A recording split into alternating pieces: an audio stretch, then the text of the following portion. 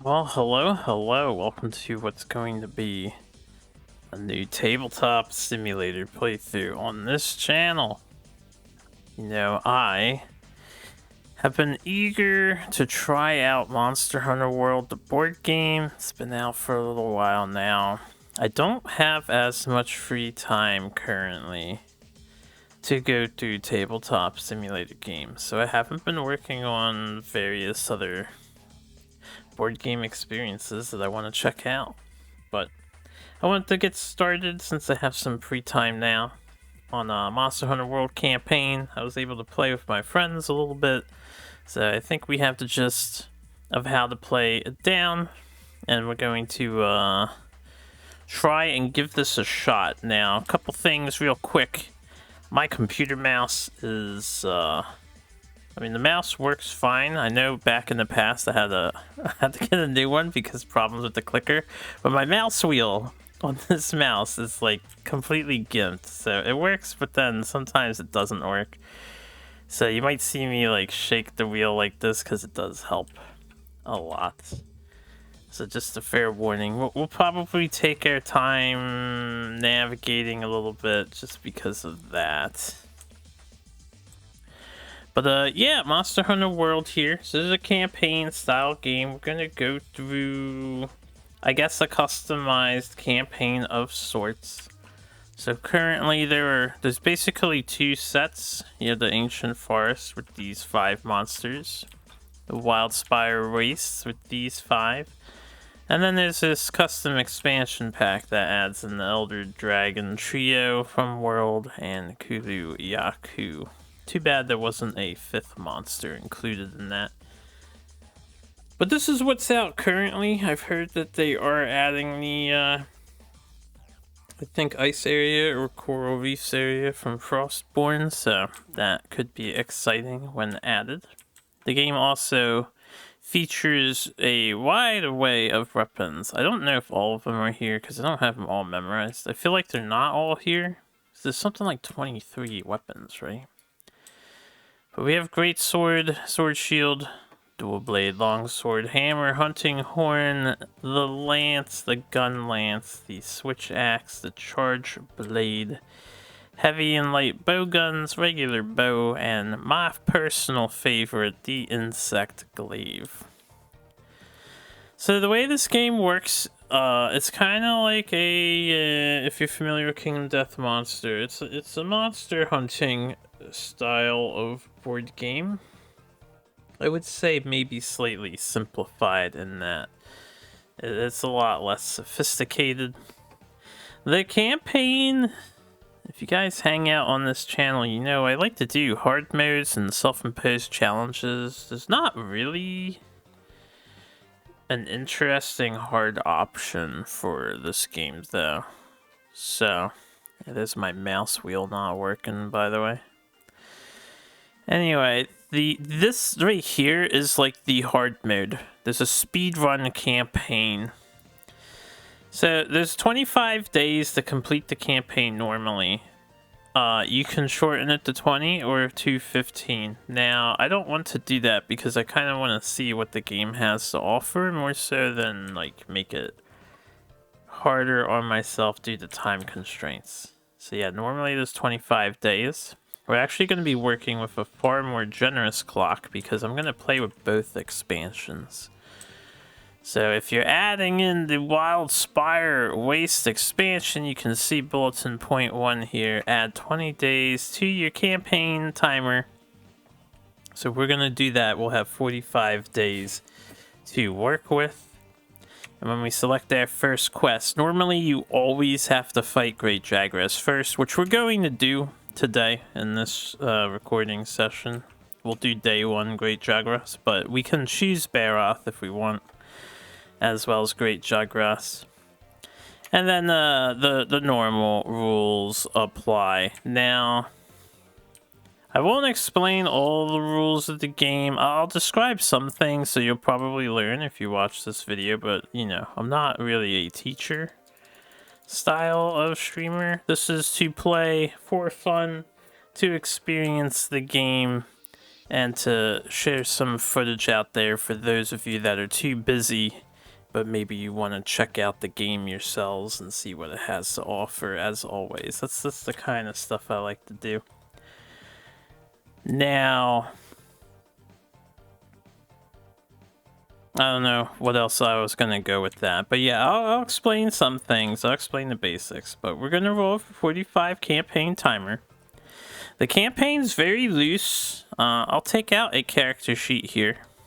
So every character gets their own character sheet, which looks something like this. And you can add a name, you can add a campaign name, you can name your palicos if you're using them, and your hunter. It tracks all your monster parts and items that you have, and whatever stuff you've crafted, your health potions that you currently have access to, which is weird to see on this character sheet because health potions are universally shared in this game, which I'll go over. And then there's a campaign tracker, which just tracks the days. So unlike Kingdom Death Monster, there's not really any events that go on as far as I'm aware. You really just go from hunt to hunt, day to day.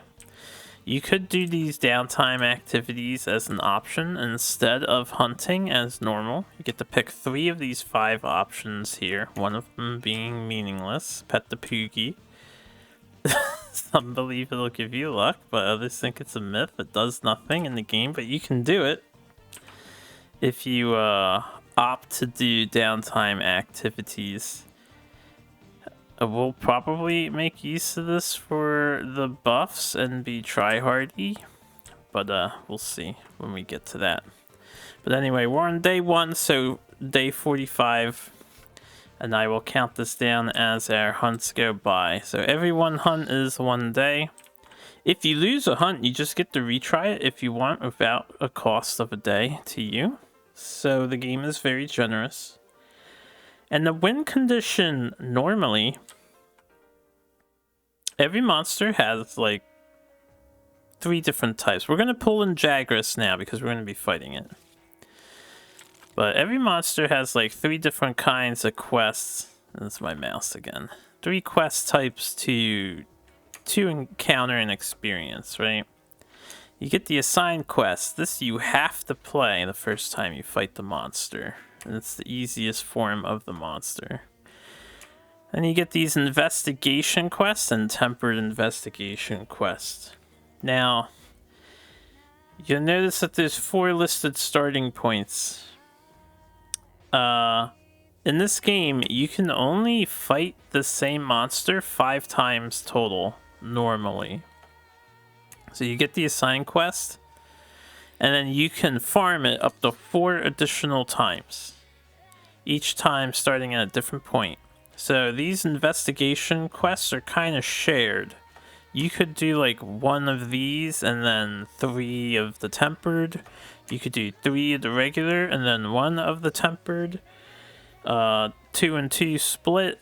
It doesn't matter what order you do them in. You can only repeat them 4 times total. And then you can never hunt that monster again. So the game kind of forces you to move on. Which means you can't have everyone farm everything, you know, unless you ignore that rule, which we won't. I want to see how it plays out. The only exception is if you do this downtime activity and you choose to visit the handler. If you pick option 4 as one of your 3 options that you get to choose for doing this, you can repeat a single investigation or tempered investigation and play it again. So this is a way that you can play a 5th, and then this gives you that explanation I just gave you as an example. Yeah, you can do the 5th or a 6th time. So I guess technically you could fight it 45 times if all you do is downtime activities. And you have a blast fighting the thing, but then you're gonna lose the campaign. You lose when you run out of days. Unless you meet the win condition. So the win condition normally is to complete 1 4-star quest. That means you have to fight a tempered version of Black Diablos or as your Rathalos. I think either or Rathalos works, and either or Diablos works, I think. Now with the expansion, the win condition changes. You have to complete any one 5-star quest against one of the big 3 Elder Dragons that are present. And I gotta say, yeah, I'm really sad Valhazak isn't in this. I always liked Valhazak. He's pretty cool looking. So anyway, that's the goal. You have 45 days to build up your hunters and then kill a 5-star monster. Sorry if that was a little long-winded of an explanation, but that is the goal. So I'm going to change my personal goal a little bit. I'm not sure how much farming is going to be required to kill one of the 5 stars, but what I would like to do is experience beating the highest level form of each monster at least once. So that's just a personal challenge I'm going to try to achieve. So towards the end here, if I stick with the game, let's stress that part. This is going to be time-consuming experience, but I'm going to try to fight all of their final highest tier forms at least once to see, you know, how it plays out. So that's my goal.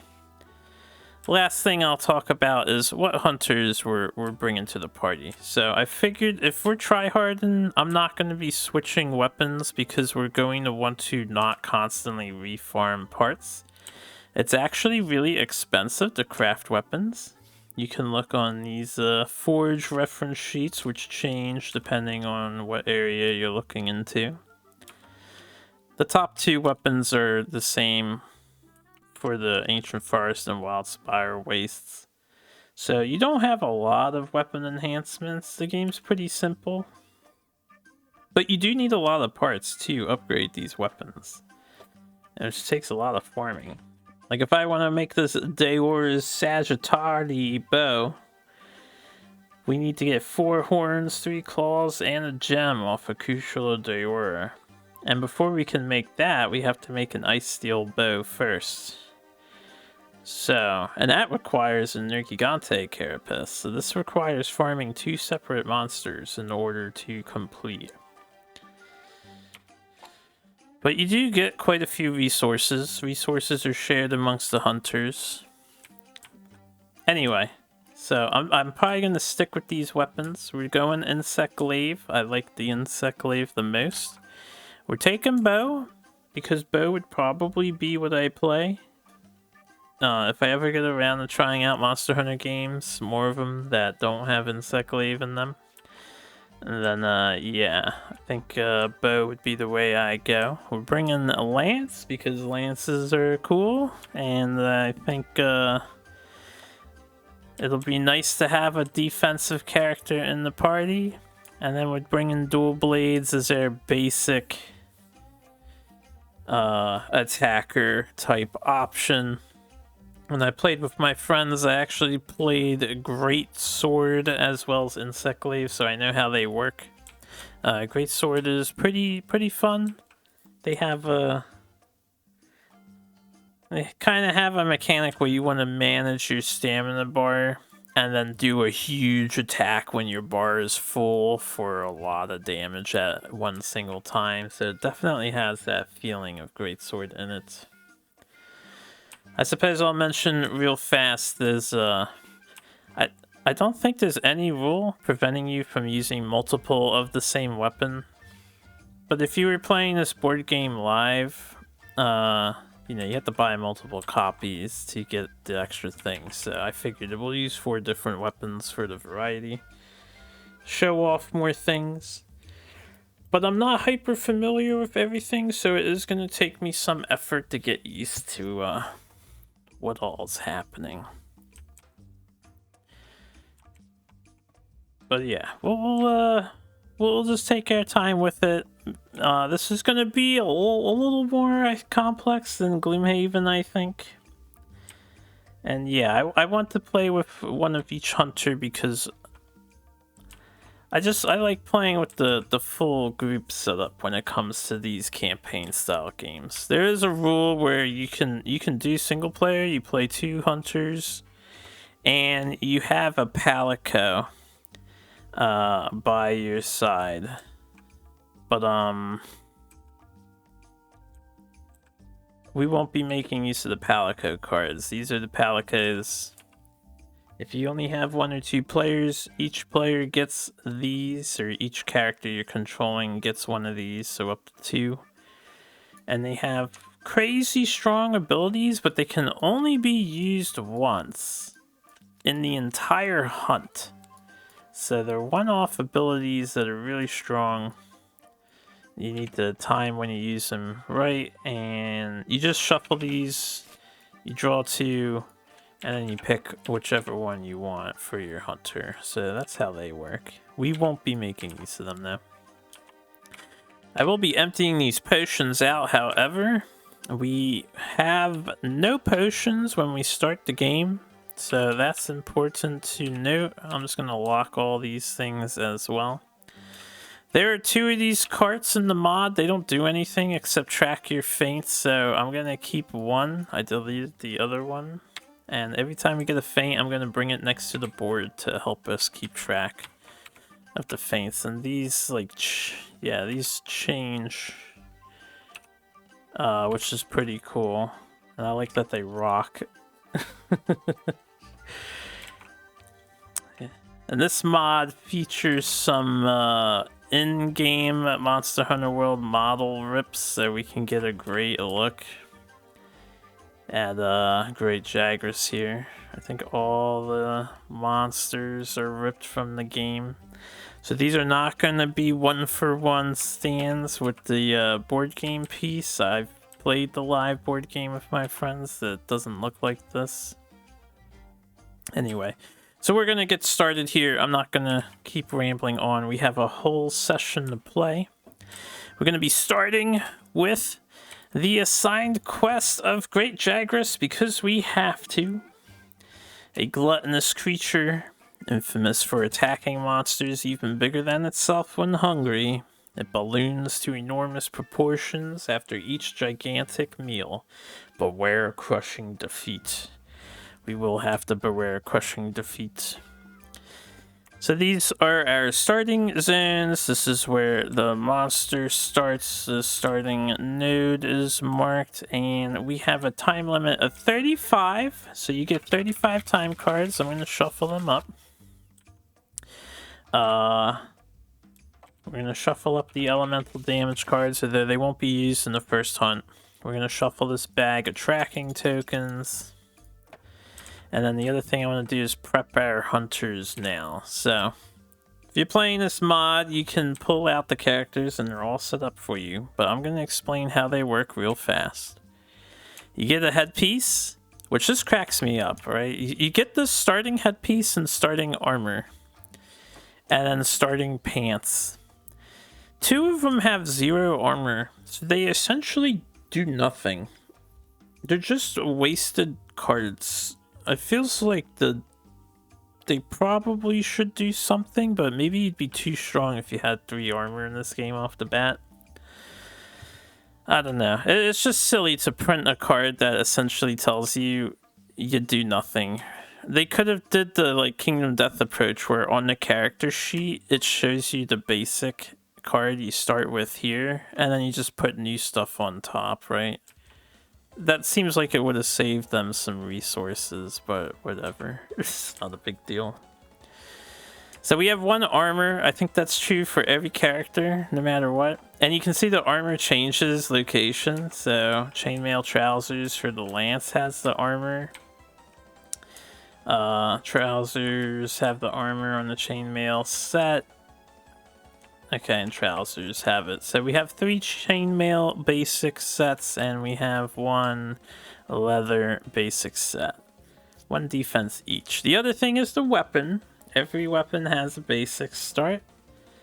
On the bottom, you can see these damage cards and how many you need. That forms your damage deck here. So we have 10 1s and 2 2s.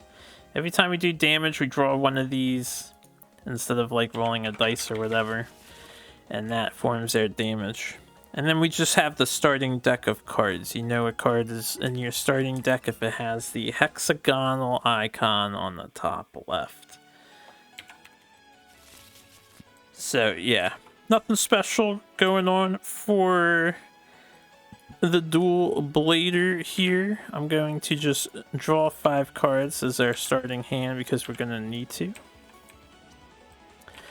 And then we'll do the same thing for Lance. Lance has a special rule. They're slightly more sophisticated. Lance also has a special trait.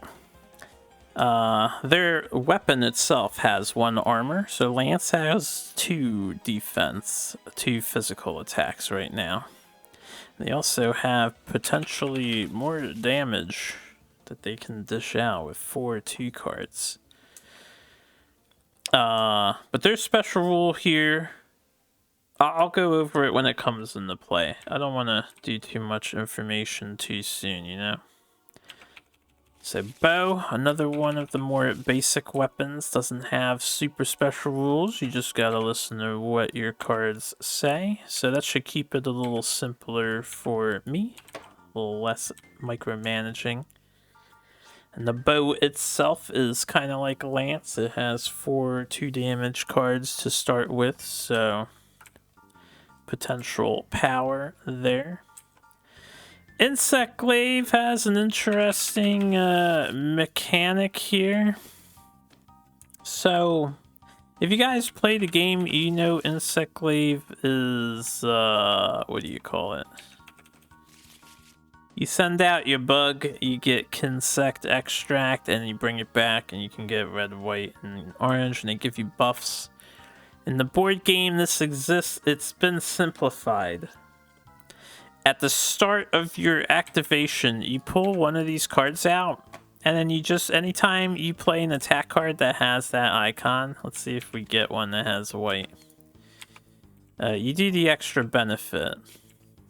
We do have it. So we have this jump advancing slash. If I play this in the turn coming up, which I probably will, and if this was first, which I'm just going to put it back on top, so it is going to be first, but we will get that benefit.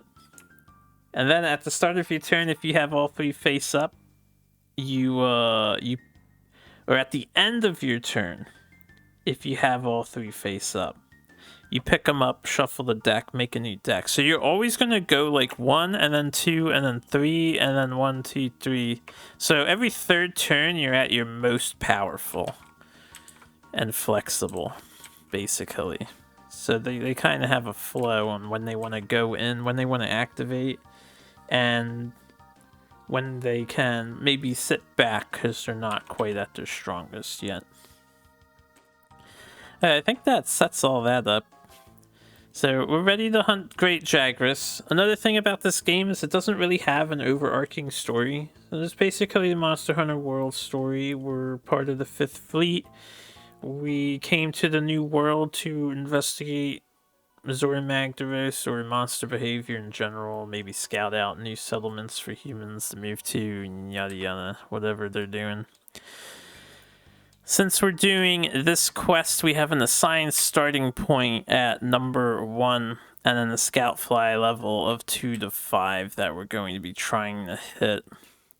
So here's our assigned starting point. This is basically a storybook that's going to tell us to go to numbers and pick results, and then stuff's going to happen. And that's how the tracking phase works. I think it's the tracking phase. Could be the hunting, or not the hunt phase.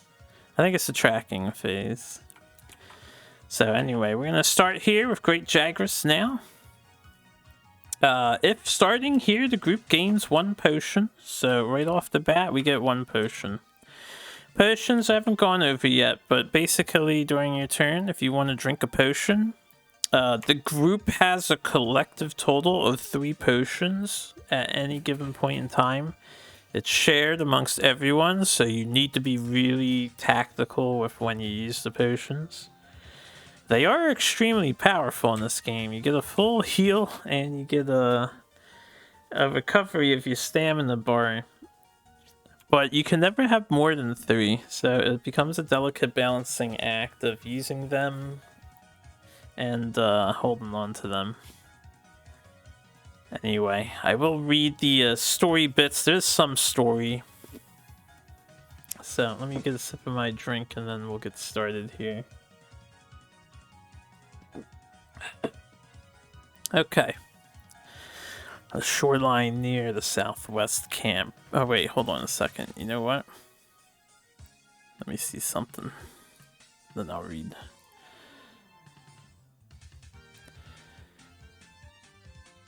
Got this Toho music going. I do have the radio playing, so we might hear the guy announce the radio station I love so dearly, rpgamers.net. Hashtag give him a listen. Cool radio station. I'm turning my friend down. I am in Discord, so I may end up responding to them. It's 2:44 in the morning. They're probably gonna go to bed soon. Everyone was just watching some anime together. I already forget what it was called. Some magic school thing like Harry Potter, but the main character has no magic powers, but he has super strength instead or something. I don't know. I only loosely checked out a little bit of the episode before I got started recording here. Anyway, the shoreline near the southwest camp basks in the overhead sun. Bright light reflecting from the shallow pools where Kestodon and Aptonoth water. Ahead you see the entrance to the ancient forest, formed by an arch of thick boughs yawning open like a gaping maw. The sounds from the world behind you fade away to silence as you step under the rich green canopy, leaving an all too brief sense of calm. Soon broken as the scout flies excitedly cluster around a large footprint in the soil. So, you have a good night. Yeah, there you go. Starting to peter out. Anyway, we can only follow the scout flies. Discard one time card, gain 1 track token, progress to entry 21. So we lose a time card. If you run out of time cards, the hunt ends in failure. When we when we discard a time card, we ignore everything that's written there. It's just gone.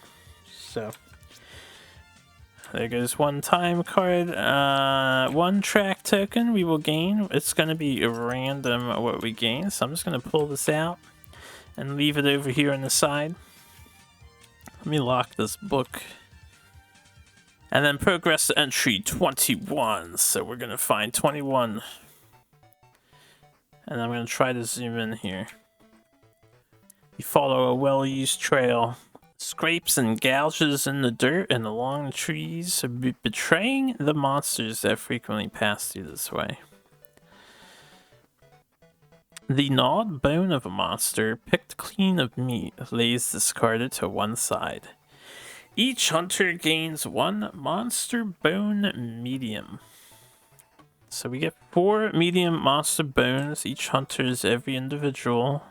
It seems generous now, but you're going to see that we need a lot of stuff. So every hunter has their own pack. There is no real limit.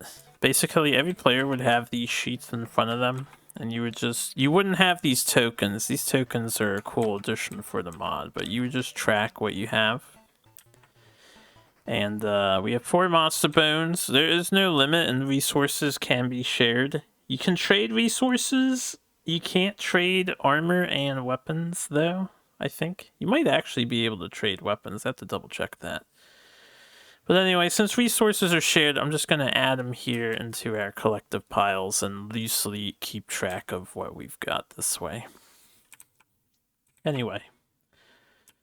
So we all gain a medium monster bone, and now we can hurry to follow the tracks along the trail. Gain another track token, go to 23. where we can stop to search for other bones nearby. We lose a time card, and each hunter gains 1 quality bone and 1 monster bone small. Either way, we're going to entry 23. I'm willing to sacrifice 1 time card here for more resources early on. So we're gonna gain 4 quality bones and 4 small monster bones.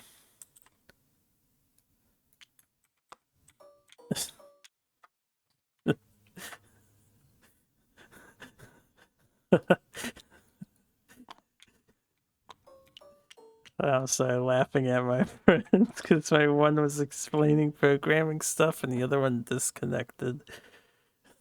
He was like, he left. He didn't want to know what I was talking about.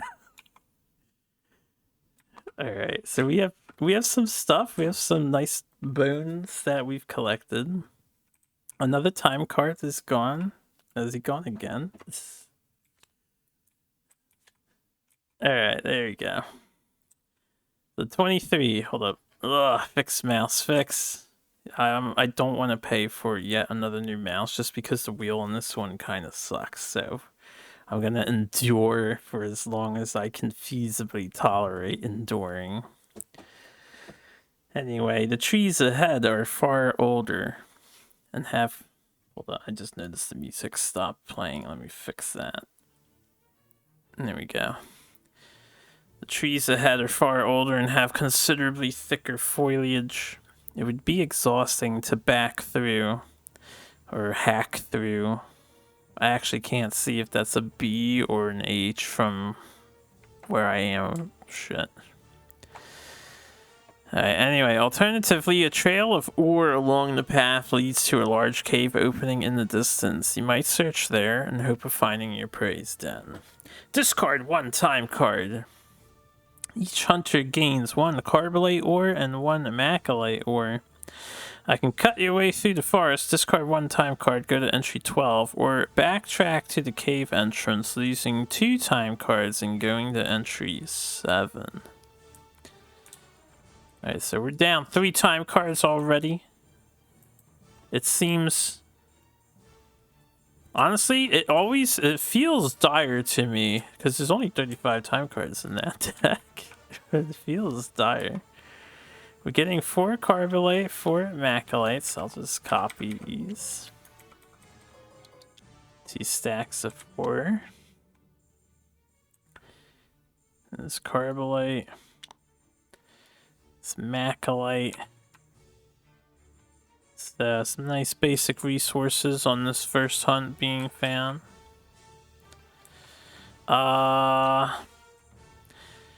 Right, so if I decide to do this other one, this backtrack to the cave entrance, we lose a total of 3 time cards, which is kind of crazy. I think I'm going to cut my way through the forest. Discard 1 time card. And we're going to go to entry 12. I don't know what 7 is, but we're going to do 12 here. Lightheaded and breathing heavily, you lean against the bark of a thick tree. Your arms ache, numbness creeping through them towards your shoulders. Aren't we like superhumans or something? If only there were a way to relieve your parched throat. Force yourselves to go on. All hunters suffer 2 damage. Progress to entry 6. Or, the hunters may only choose this option if they have at least 1 potion. Drink from your supplies. Discard 1 potion. Progress to entry 6. I'm gonna take 2 damage on everyone. I may end up regretting this, but we're gonna take 2 damage. So every hunter has 8 HP total. I don't know if this ever increases throughout the entire game. I'm inclined to believe it doesn't, because this token only has 8 states to it. So I guess we'll have to wait and see when we get further in the game. Alright, we all suffer 2 damage going to entry 6. Just when you're about to lose heart, you come across a pile of great Jagras dung left in the wake of your prey. It may be a grisly sight, but it fills your heart with hope as you head for a clearing ahead. And I should have chose some other words there. No time to look back. Discard one time card, gain 3 track tokens. Progress to entry 18. Wait, listen, is that something behind us? Progress to entry 30.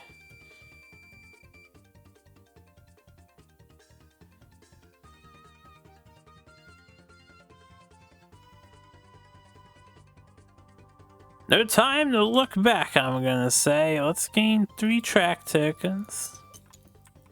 I'm not looking back. We'll discard a time card. We'll head to entry 18. I should stress that when I played with my friends, they like got to the thing. I only did the one hunt, and I didn't really follow the flow of the chart because I wasn't the one reading it.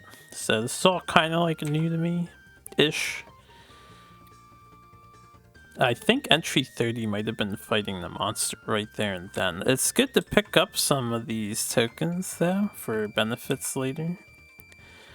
Anyway, you emerge into a brilliant sunlight, fast flowing river gurgling beside you. A trail of fresh footprints has been stamped into the mud, a path leading you forward.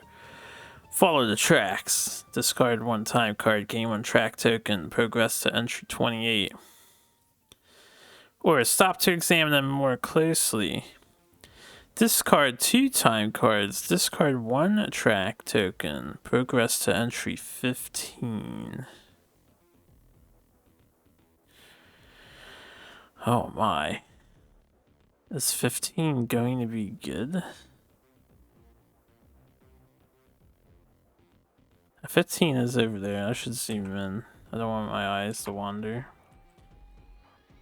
15 or 18 or 28? 15 or 28? I'll follow the tracks for now. We'll discard a time card. Gain a time, or a track token. We're already down 6 time cards. We're not going to have a lot of time for actually fighting the monster. Alright, entry 28. 28 is, oh no, this is just his icon, right? A scream cuts through the air. Up ahead, a bloody satchel lies unattended on the ground. It seems that something has caught up with one of the field researchers. Surely you can't leave them to their fate, can you? No, we can't. Abandon the hunt to save them. Discard 1 track token and shuffle a researcher's favor card into the time deck.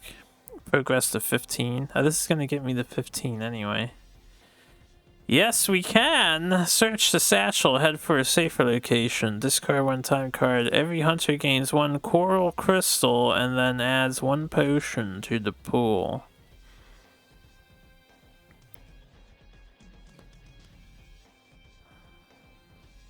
Man, getting a whole potion and 4 free resources. I don't know how much longer the hunt's gonna take though.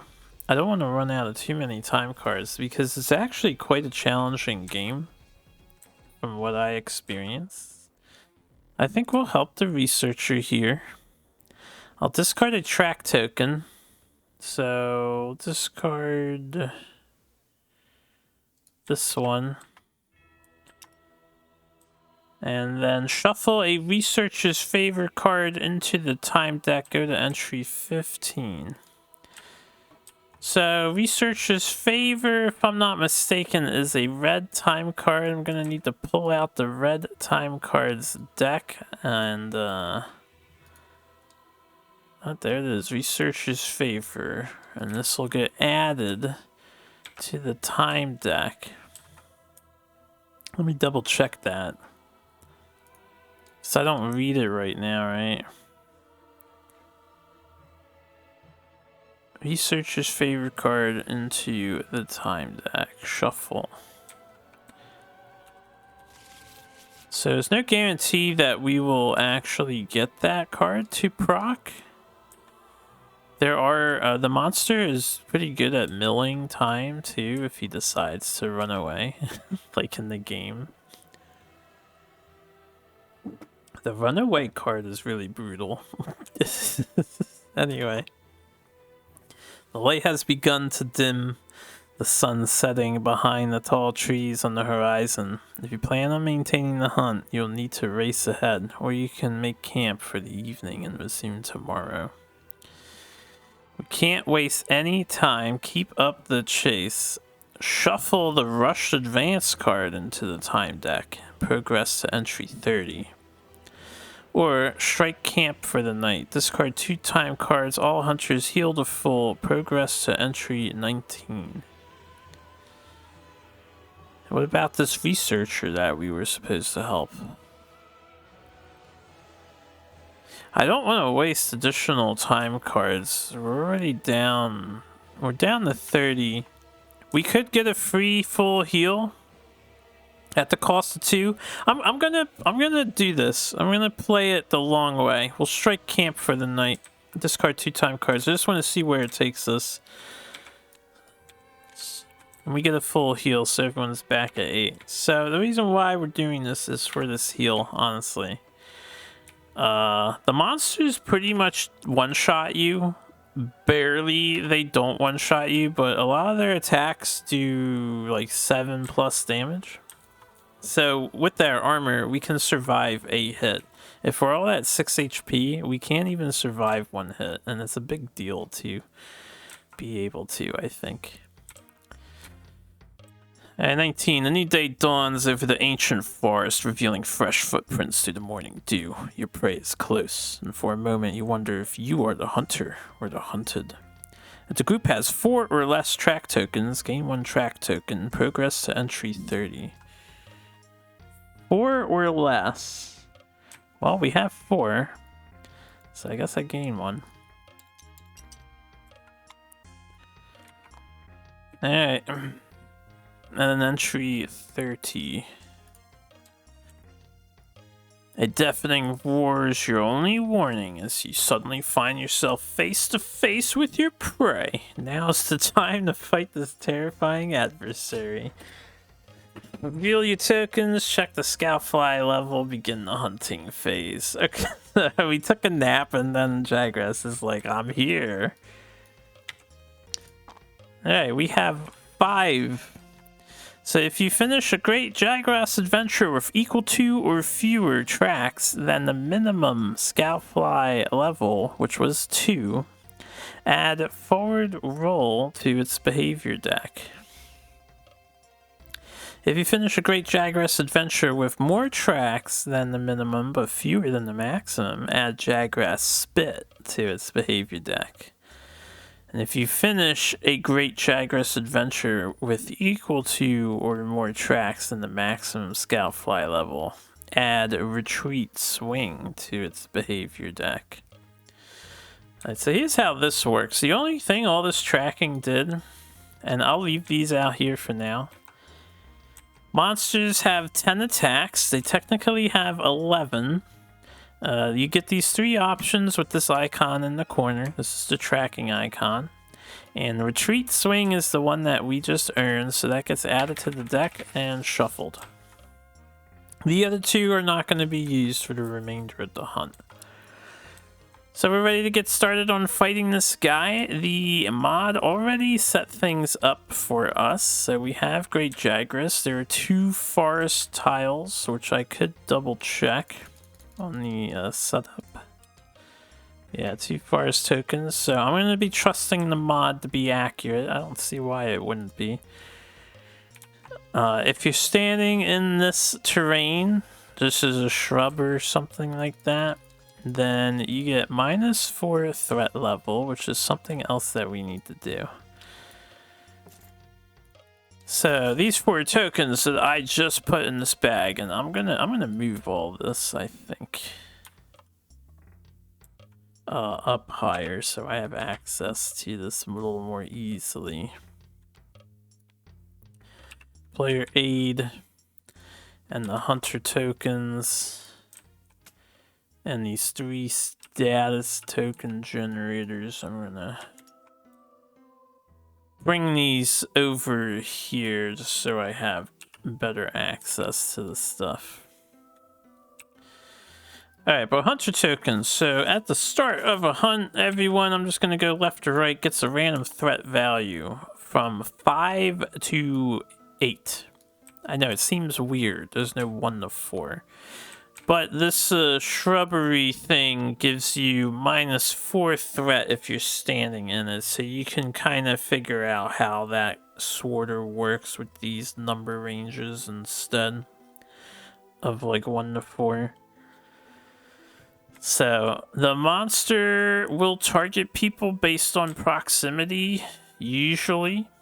This icon is a preview on what they might do, so this is targeting the closest threat. And then, if there's a tie on who it targets, it'll be targeting whoever the highest threat level is. Alright. Now, your hunters are allowed to share nodes, so if I wanted to, I could start everybody in the corner here.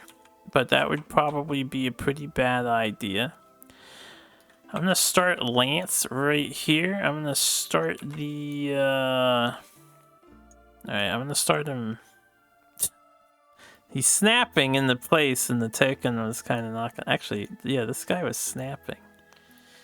Let me disable his snaps. How do I do that again? It's been a long time since I've done this.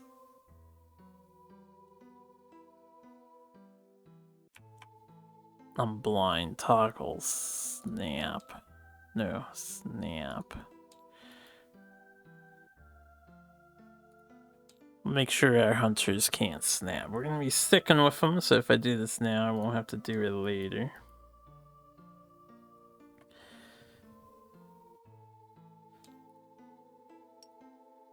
Alright, that's better.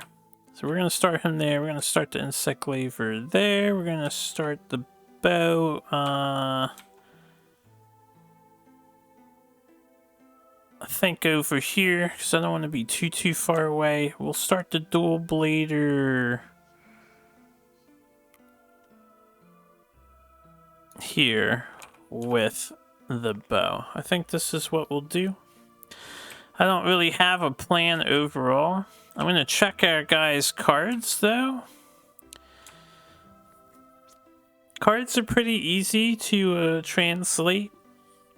So on the top right, you have like an agility number. This is for dodging the monster. This is how much damage they do, the action looking icon or explosion looking icon. The D-pad is how much movement they have and what direction they can go. If it's in the center, you get a free move anywhere you want. And then there's special effects, and there's also a range icon on the bottom left, so you have to be next to the monster for range 1, obviously. There's a break icon, which will add breaking to the monster. Every part can be broken, just like in the video game. So if you have a break symbol, you'll like add a break token.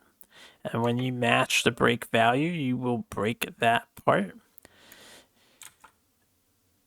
And something to keep in mind is that every monster also has a passive ability, so try not to forget that too. But yeah, I just wanted to gauge what we have access to currently, because I'm going to need to plan who does what. Even though I'm looking at less cards at any given point in time for this game, I think it's... Until I get familiar with what the cards do, it's going to be a little more sophisticated.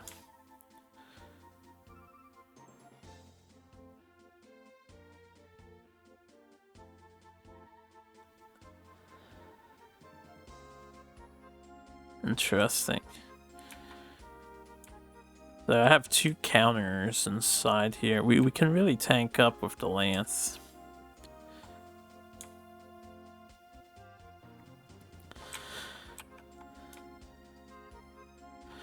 Alright, anyway. So the monster attacks first. First and foremost. We're going to have the monster do his action as soon as my mouse wheel cooperates. So Great Jagras here is doing a heavy bite. First, he's going to move forward 2 nodes towards the nearest threat. Now, the way this game works is all 8 directions are pretty much equal. They can move diagonally as well. So this is like 1, 2, 3, 1, 2, 3, and 1, 2, 3. So everyone is equal distance here. Which means the highest threat, sadly not our lance. The highest threat is the bow. So the archer is going to be attacked first. Jagras is going to move 1, and then 2, and then turn to face your guys. He always turns to face his target. I'm going to unsnap the monster, but this I'll probably have to do every single time, just so it fits better. Anyway, so he's going to turn to face us, and this is saying at range 1, he's targeting his front arc with the heavy bite, and you need a dodge of 2 in order to avoid the attack. Otherwise, it does 6 physical damage. That's what this card translates to. It's really not sophisticated once you get used to the symbology.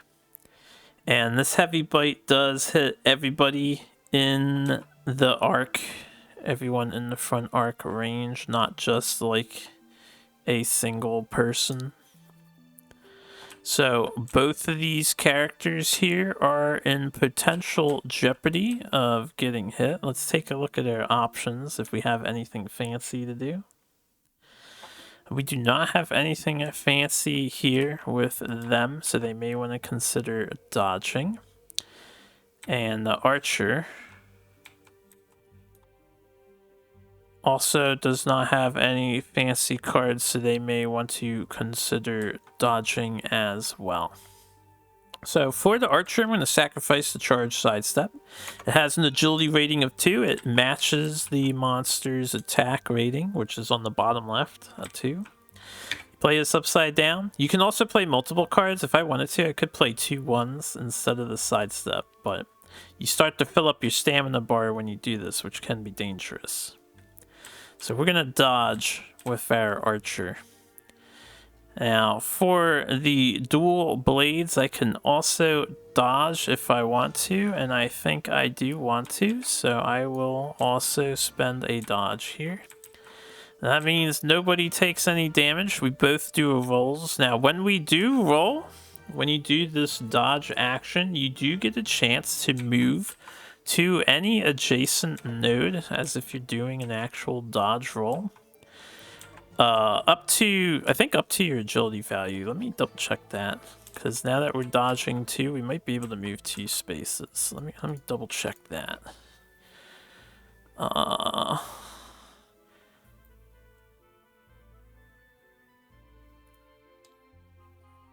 Dodging monster attacks.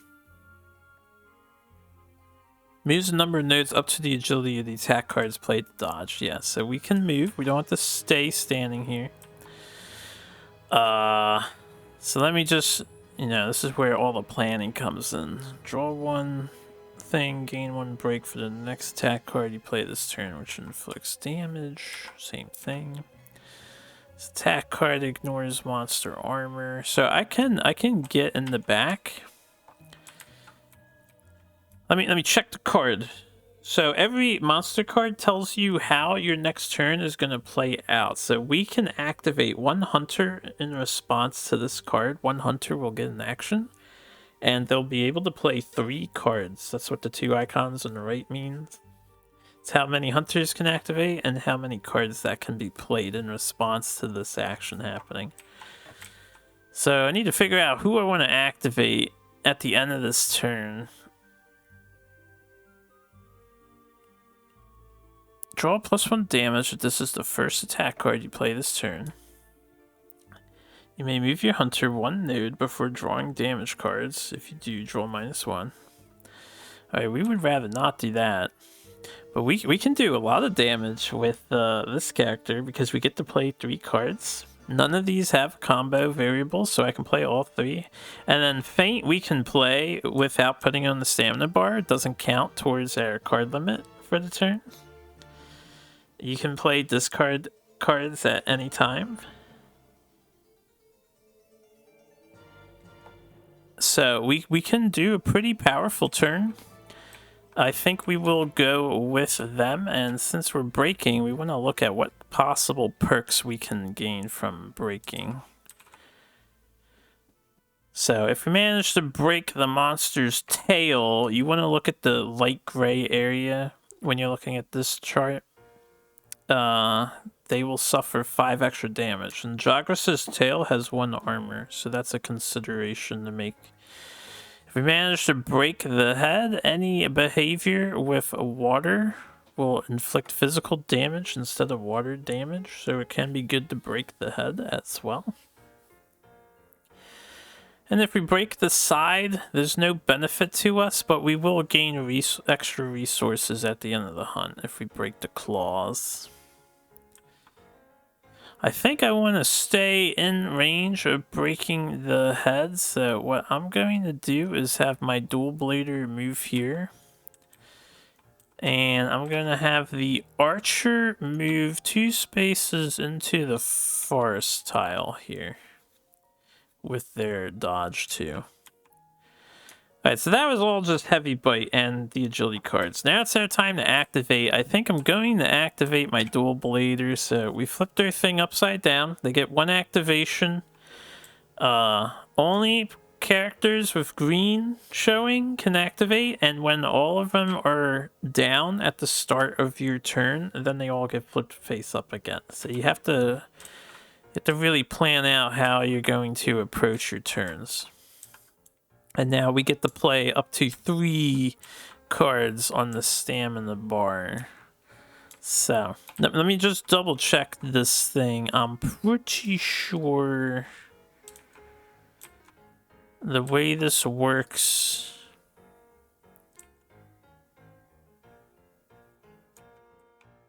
on our turn... We have 2 sets of actions we can choose. We can do preparation turn, where you can sharpen your weapon and stuff, or we can do this combat turn where we play attack cards up to the value, which is what we're gonna do here. I just want to make sure I'm correct about the thing. I'm still learning the game myself, so you have to forgive me a little bit.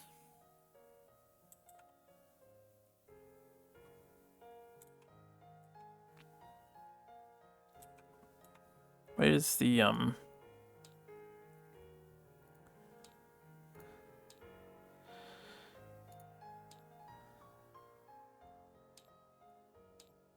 don't think it would be all the way back here. I don't know like what section I'm looking for to clarify this exactly. I would think it's by making attacks.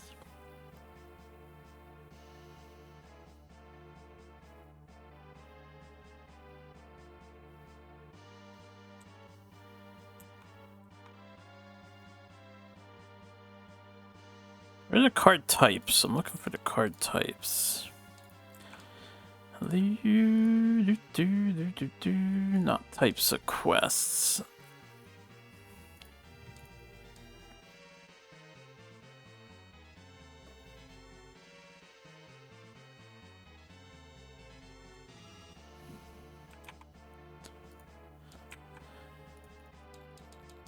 Maybe I want the monster card thing. Here we go. Have a good one. Alright guys, see you later. Okay, everyone's departing for the evening.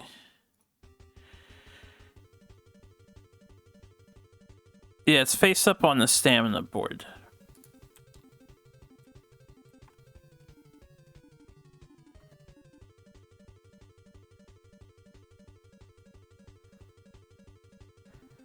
I know it's listed specifically somewhere. No stamina. Don't use stamina not placed on your board when played. Discard these cards after resolving your effects. They don't count towards the maximum allowed by monster behavior. That's what I thought. So we're going to do a nice powerful turn here. We're going to activate the dual blader. We have 3 cards we can play. So what we first want to do is this lunging stab. It allows us to do a move and then deal 2 damage. We get to draw +1 damage. This is the first attack card we play this turn. So I'm going to take the move and go back center. And essentially switch sides sort of here. We're going to draw 2 damage cards. So we dealt 2 damage with our dual blades. Actually 3 damage cards because we get +1. So we did 4 damage to the Jagras on his head. Jagras has 50 HP to start on this quest. So we're making some progress here. Second card, we're going to do Blade Dance, which has a 1 break value, 2 more damage cards, and we can move our Hunter 1 node if we want to, but we lose a damage if we do, so I don't want to do that. Alright, excuse me. We're going to do 2 more damage. We'll do 1 break onto the head of Great Jaggy here. Jaggy boy. And then for our third card, we're going to play Bladed Fangs, which is another break. And another 2 damage cards. So, pretty big turn from us. This is kind of the explosive turns that we need. Now, we would be pretty filled on our stamina bar normally, but we have Feint, and I'm going to play the Feint as well. So discard any 2 attack cards from your stamina board. That includes this, I believe, because this is an attack card that's on the board. So we're going to discard that, which shuffles everything down to the left. I am also going to discard this Blade Dance because I want to make sure my break cards are back in the pile to be drawn. Alright, very cool. And then with that, it's the end of our turn. You draw a time card and we follow the instructions on the time card. The top of the time card basically reminds you what you need to do, so we flip our Hunter token face down now, technically. We drew Rampage, which is kind of scary. Discard 1 attack card from the rightmost slot of your stamina board, so you kind of recover a little bit. Bladed Fangs is now discarded, so our other break card is back in our discard pile. Discard any number of attack cards from your hand. You basically get to fix your hand, get rid of anything clunky that you don't want, and then you draw back to your starting size of 5. So I'll read these later. And now, during the monster's next turn, its behavior card has 0 hunter actions. Rampage is really nasty card. Basically, the monster's going to go 2 turns in a row here. So pretty unlucky, but I guess that's what we get for what we did. Before our turn is over, by the by. So when you take your hunter turn, and we have our cheat sheet here, combat turn, you can see that I can walk and I can sprint. We can do these at any point, so all I want to do is tack on that walk action that I have access to, and I want to get to the side of the Great Jaggy, and hopefully we will be okay. And we want to stay over here. We can see that the next card the Great Jagras is using, I didn't talk about this, but my eyes caught the glimpse of it. So when you see the eye icon, the monster is not always, but likely going to attack the farthest target, which currently is the insect laver. So the monster is looking to head towards the insect laver on the following turn. Anyway, it's sad to see. This would be a good one because 2 hunters get to activate. But now we have 0 hunters activating the belly charge. So it's going to pick 1 target, the furthest target away due to the icon. He will move 3 tiles towards the target and then do a physical attack in the front arc for 7 damage at range 1, and it takes a 3 in order to evade this attack. So 1, 2, 3. He's targeting the insect laver. Now the monster's allowed to walk onto your zone, your node as it's called. And there's no penalty for that, but it does bump your character. And if you're in a corner like this, you get to choose any adjacent node to go to. So I'm gonna move up because why not? Just move up. And then the monster's gonna turn to face me. And then perform the belly charge attack. So I need 3 agility if I want to evade this attack with my insect laver.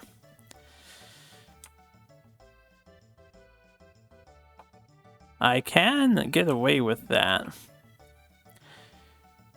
But we have a little advanced knowledge. We know that white is coming up next for us, which is really good. We can go for an early break if I'm greedy. Though I may run out of some stamina.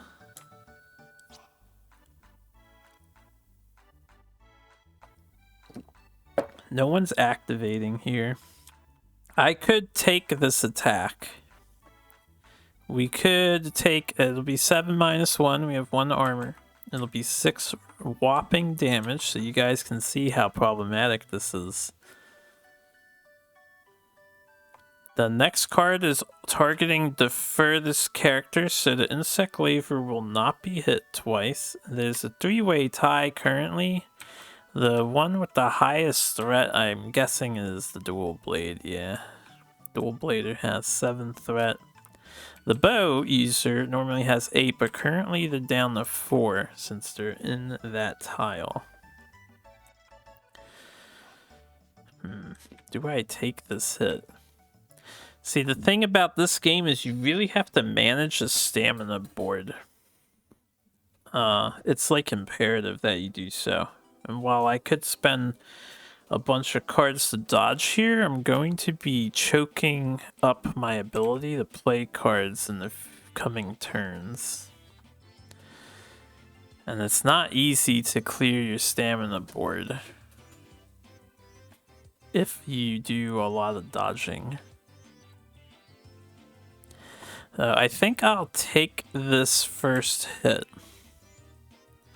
We will take the 7 damage, it's 6 physical damage. We'll go down to 2. Insect laver didn't vault in time, and the belly charge hits them from the Great Jagras. Now, unfortunately, none of us get to go because the monster is currently rampaging, so they go again. And they're going to do their retreat swing. So the monster's attacking range 1 on its side arcs. That means he's hitting this tile and this node. It would be the 3 nodes on his sides. So this is pretty lucky for me. This is the card we earned with our scout level.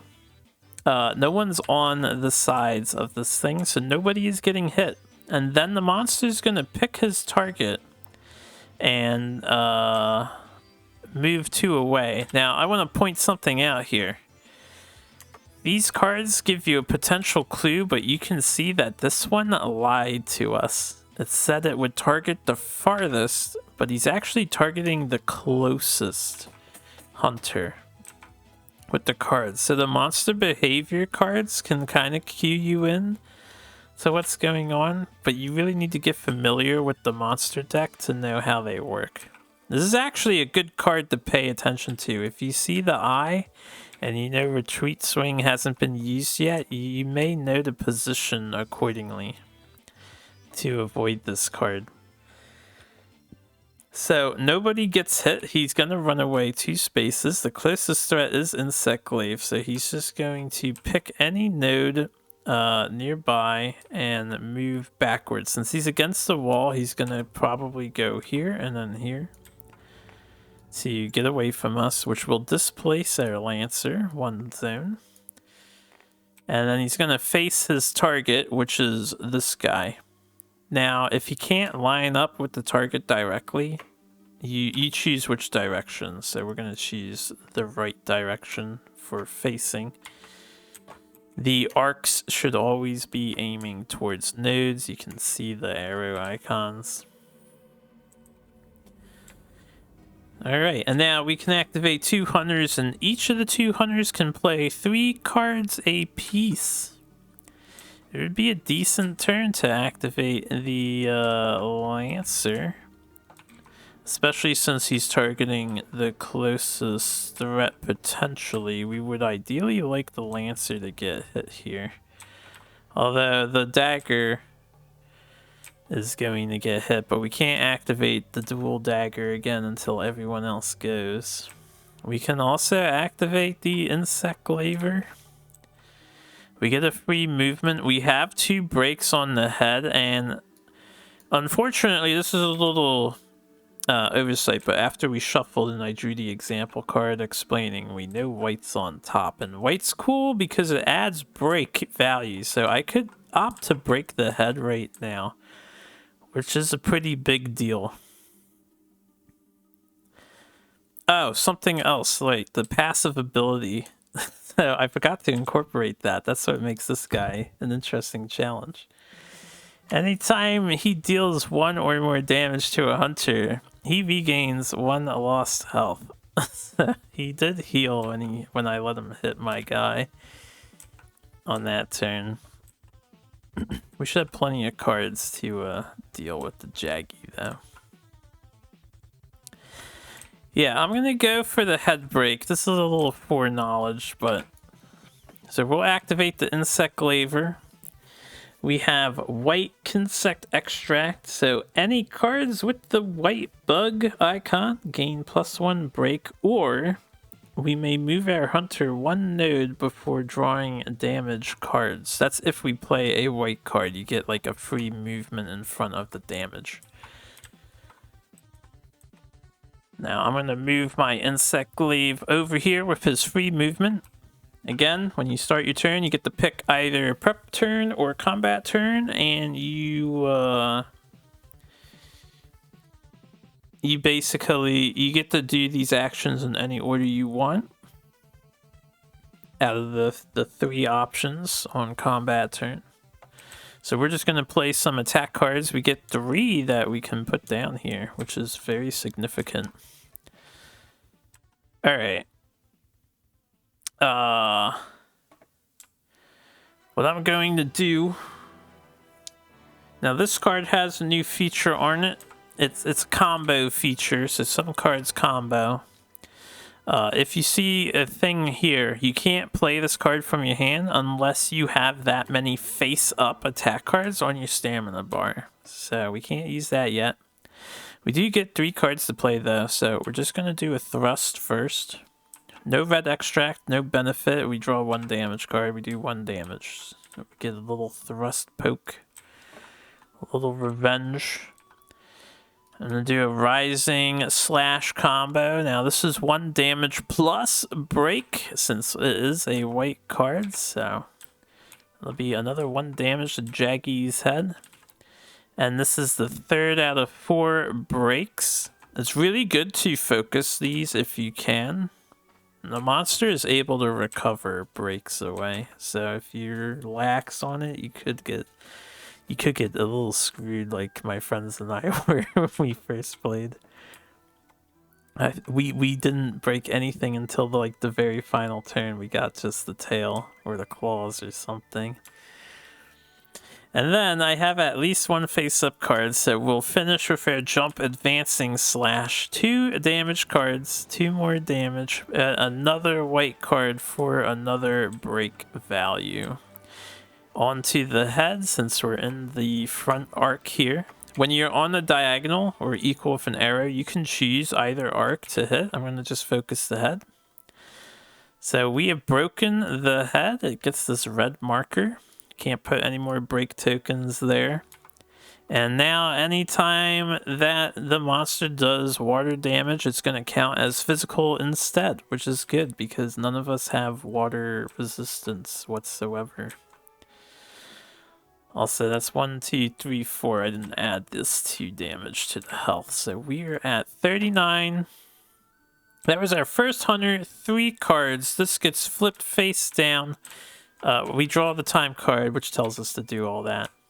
And we have the keep hunting time card, so nothing happens. We're just running lower on the deck.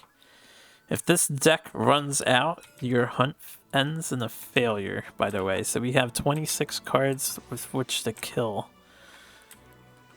the thing. Also, why is the bow upside down? The bow didn't go yet. Oh, did I just flip that one? I meant to flip Insect Leaf.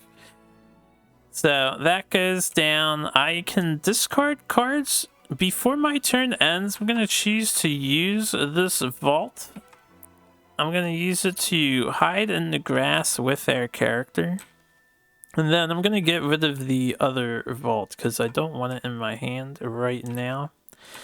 We also lose the advanced jumping slash from the stamina bar, but you can see these other two cards will remain. So hopefully we draw some ways to thin that and stay in the action. We did not, so we're going to be a little cumbersome in the future. But we still have options available to us. And managing the stamina bar is like the be-all end-all in this game. I can't stress it enough. But that was our full turn. Now the second hunter gets to activate. So we can either do the bow hunter. Bow hunter has 4 cards available. And we do have range 2 here.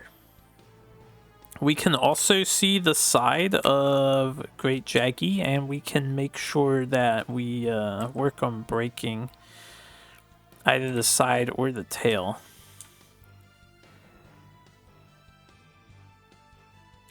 Now, it would be nice if I could hit the tail, but I can't really reach the tail in a convenient way.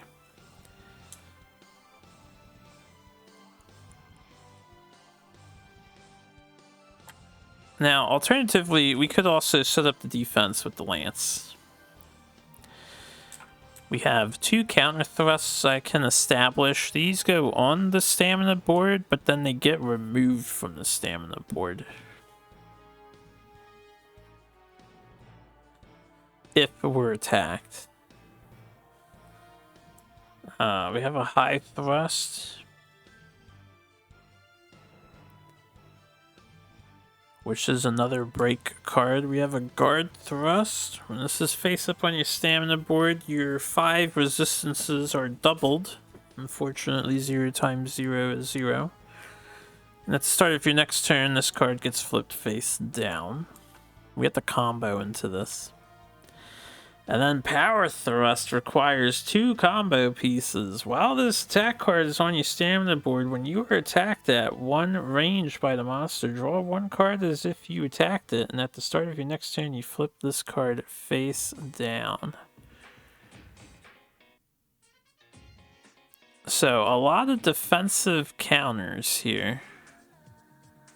We could essentially nullify an attack, but I have to set up in a way that I am the target. Basically, Dual Blader is likely going to spend a card dodging on their next turn since they're going to be the target.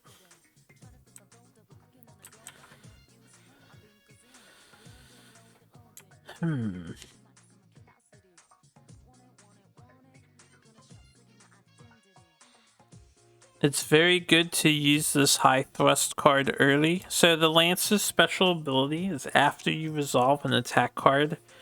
If there are at least 3 face-up attack cards with a Lance icon on your stamina bar, you can discard 3 face-up attack cards with the Lance icon. So playing a couple Lances early and then whatever in the middle, finishing with a Lance in the middle. You can do it in the middle of a combo. So I could like play a card here, play a Lance card, clear this, and then still play my 3rd card on a fresher board. That's the kind of management power that Lance has access to. But setting that up is the question. I'm thinking I will go Lance. Yeah, I think we will go Lance. We're going to start with a high thrust. Onto the tail.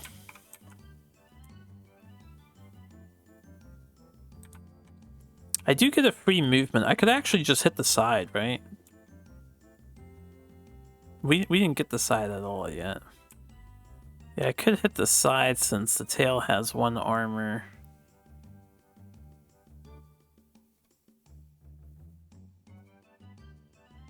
I'm gonna aim for the side first, so I'll take my free movement. We're gonna move over to this node. I'm going to high thrust the side of the Jaggy. We do only 1 damage, so no armor on the claws. And then after this is resolved, I can move another node. I want to get equidistant with the dual blader right now. And maybe I shouldn't do that. I'm not sure what I want to do. I don't know how much stacking is a good or bad idea. And I think Jagras doesn't... that one tricky card, Retreat Swing, is the only tricky card they have. They don't have a, like, close range threat that actually hits a long range target. As far as I'm aware, the rest of the cards are honest. But, yeah. Alright, we'll stay here. This is 1 break value, so we'll add a break to the claws. Again, we're standing on the side, the gray area. And we need 3 to break the claws. We're going to attack on a counter thrust here. So while this is on our stamina board, if we're attacked at range 1, we will draw 1 damage. And then flip this face down at the start of our next turn. And then I'll attack on the power thrust too, because I've played 2 cards, so we can combo this on. So right now we have a whopping 7 defense in total. And we're ready to counter. I'm going to ditch these 2 cards. Let me do this in order. So those are our 3 cards. Threat shift. Flip your hunter token face down. Right. All players pass their hunter token to the player to their left. The facing of the hunter token each player now has should match the facing of their previous token. Alright, so basically... this is really good. This is really good. Wow, I got lucky on this threat shift card. So if we're going left, this is over here. This is over here and face up. This is over here, and our lance is now an 8, which is pretty godlike. And then this is face down. I'm going to discard these 2 cards from my hand so we can draw a fresh 5 for more new options. You know, getting through the deck as fast as possible. Lots of Lancy cards here. Very good to see. And what was the other thing? Oh yeah, discard the... oh crap, I forgot. I discard the rightmost card from my stamina bar. So we're going to do one more thing to fix that. I forgot to manage that feature. Instead of discarding these at the end of the turn, what I can do is play 1 for its agility cost to do the sprint action. This is a special tech of management that you definitely need to keep in mind. But yeah, sprinting is an action you can do. You play your attack card face down onto your stamina board, and then you can move a bunch of additional nodes equal to that stamina. So I can move 0 nodes with this, but at the end of our turn, this gets discarded as the rightmost card instead of my power thrust. So that's something you have to get used to, is how you manage your board. Otherwise, the power thrust would have been gone right there. And the turn wouldn't be nearly as good as it is. Alright, so that was our 2 hunters and 3 cards each. So Jaggy is going to go. Great Jagras. A belly roll to the left. That's slightly problematic because a lot of people are over here. That's actually really bad to see.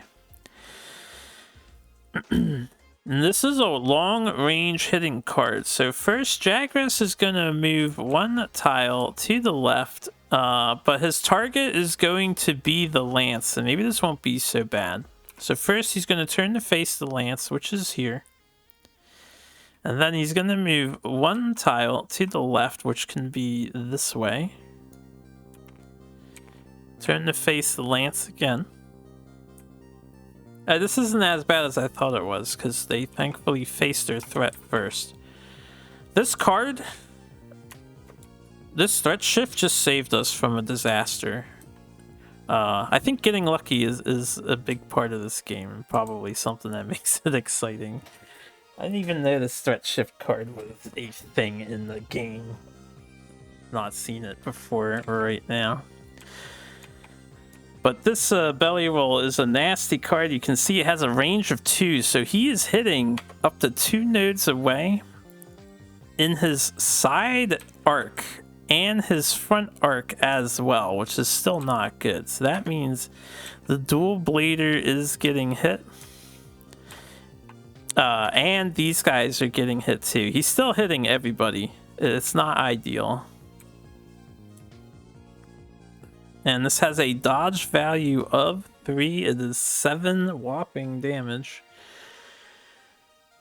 And yeah, we're gonna have to deal with taking a lot of damage here, or trying to dodge out of the way. Now, let me take a look. Our dual dagger guy. We don't have any 3 cards to learn, so I would have to play 2 to dodge. We do have demon mode here.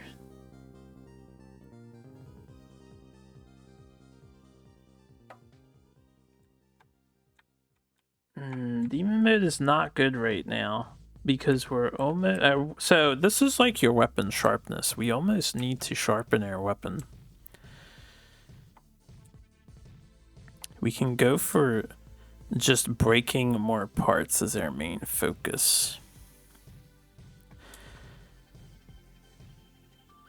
And I don't have a means of discarding. What is our retaliation? 2 hunters get 2 cards each. The bow hunter is going to go, and then everyone refreshes, and we can choose someone else to go, which I might do the lancer again after this.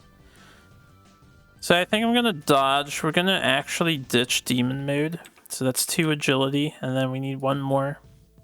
I do like the bladed fangs. But, maybe we shouldn't use the bladed fangs.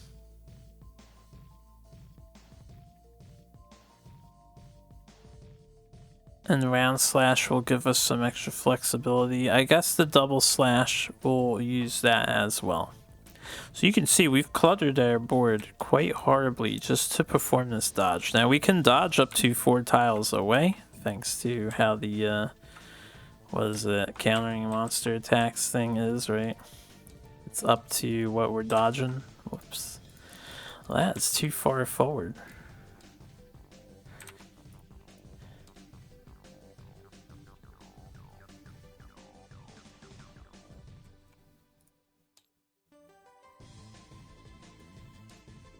Where is the,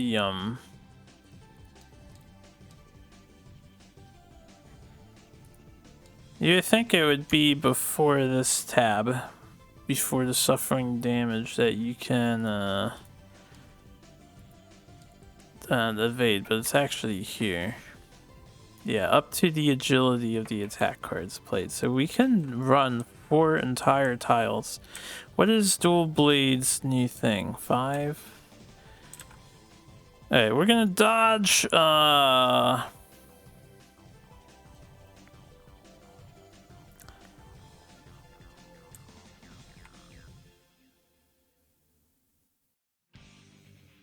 think this thing also rolls to the right, right?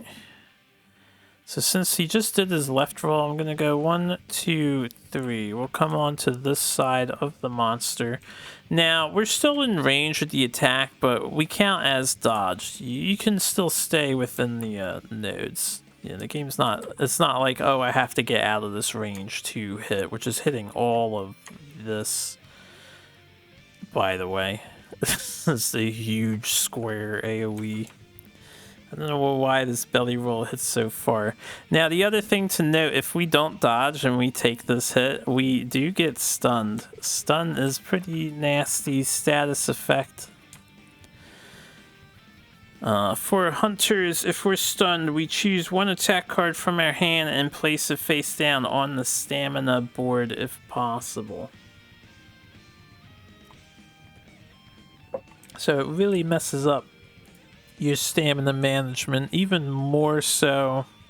Well, if you take the damage, it's probably less than putting 2 cards to dodge, because you only put one card down, but yeah, it sucks. Anyway, that was him. Lance is going to take this hit, so we're going to be stunned, which is going to make things really difficult.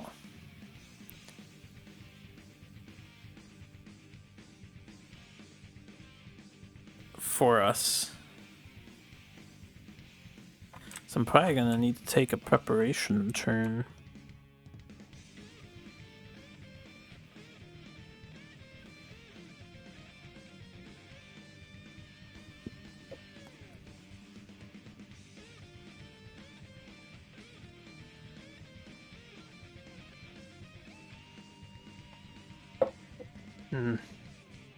This is actually kind of scary.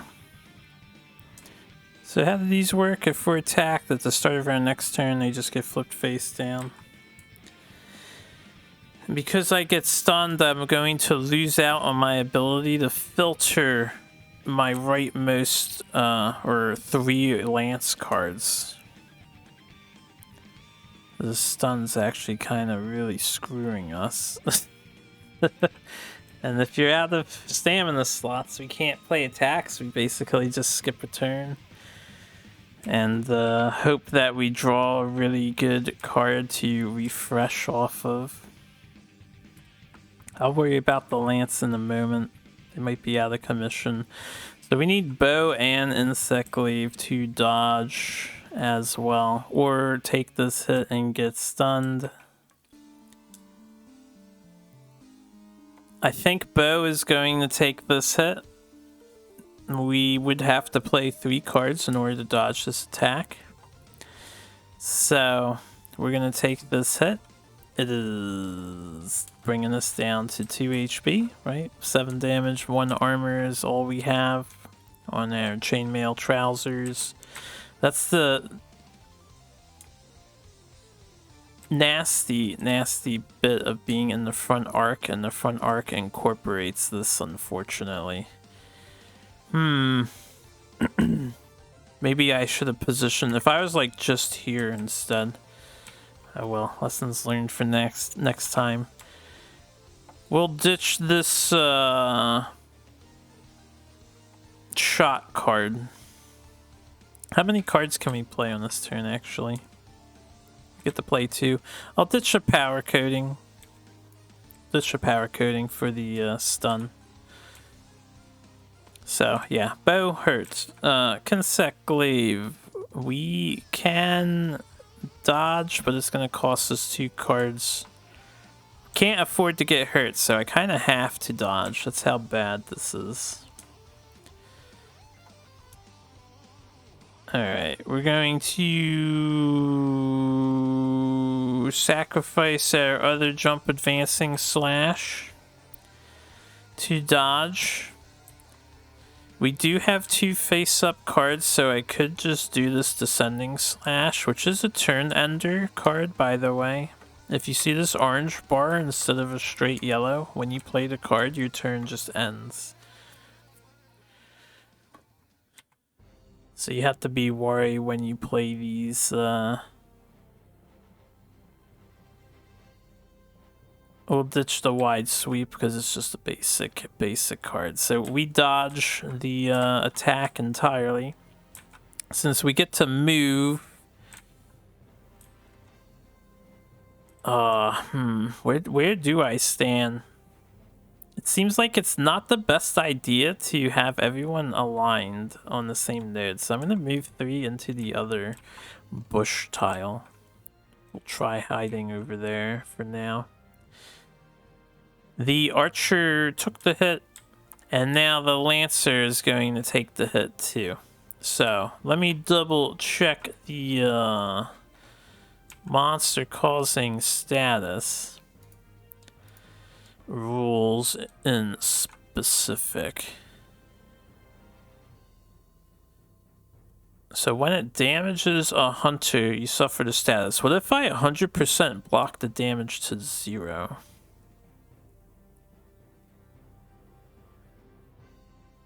Page 33.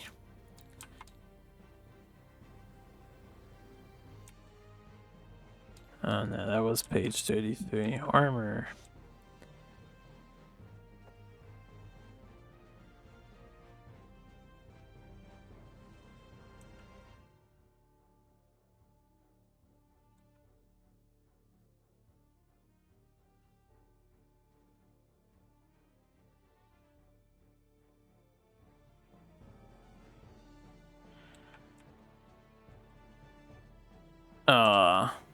This doesn't really clarify. I think I can reduce it to 0.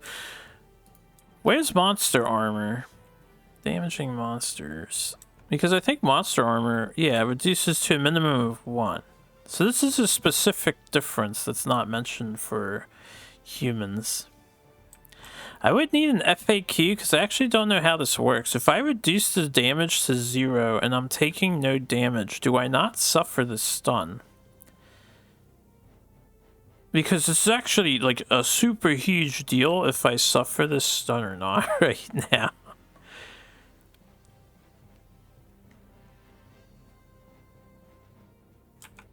I don't think there's like an FAQ.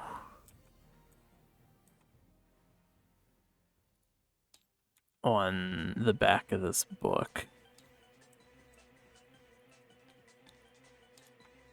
Of course not.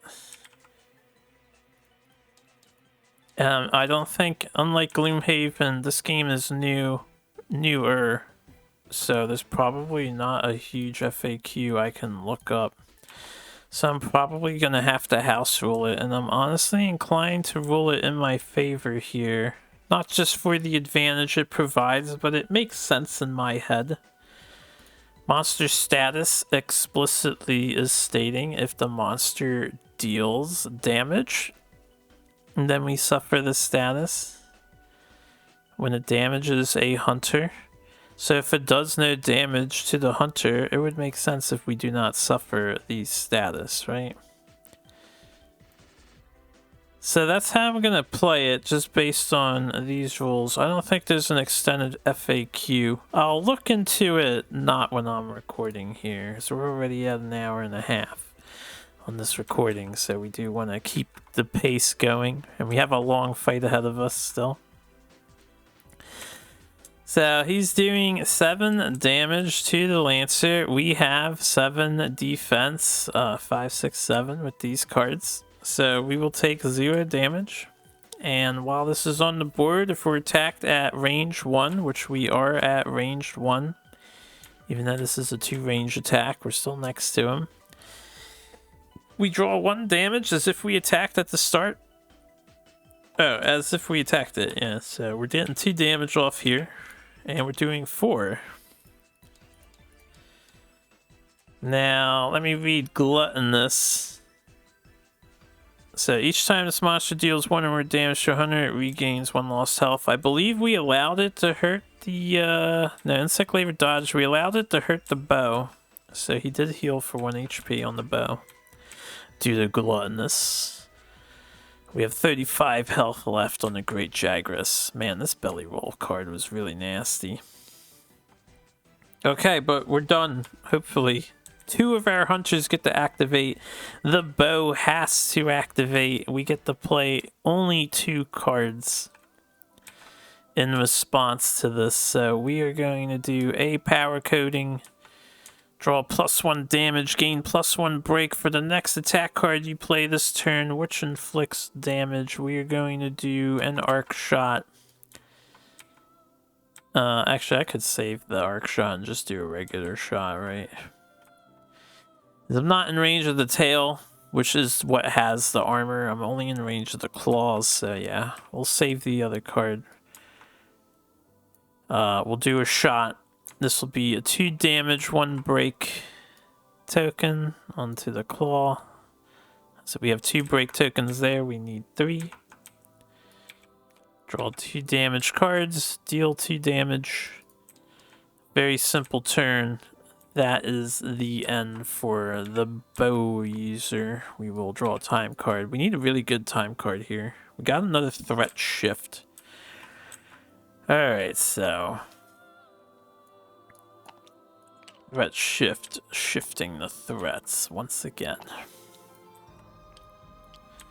I don't think there's a... This mod is semi-scripted, as we've seen with loading the monster. It's scripted in the important ways. I don't think there's a button to shift the threat.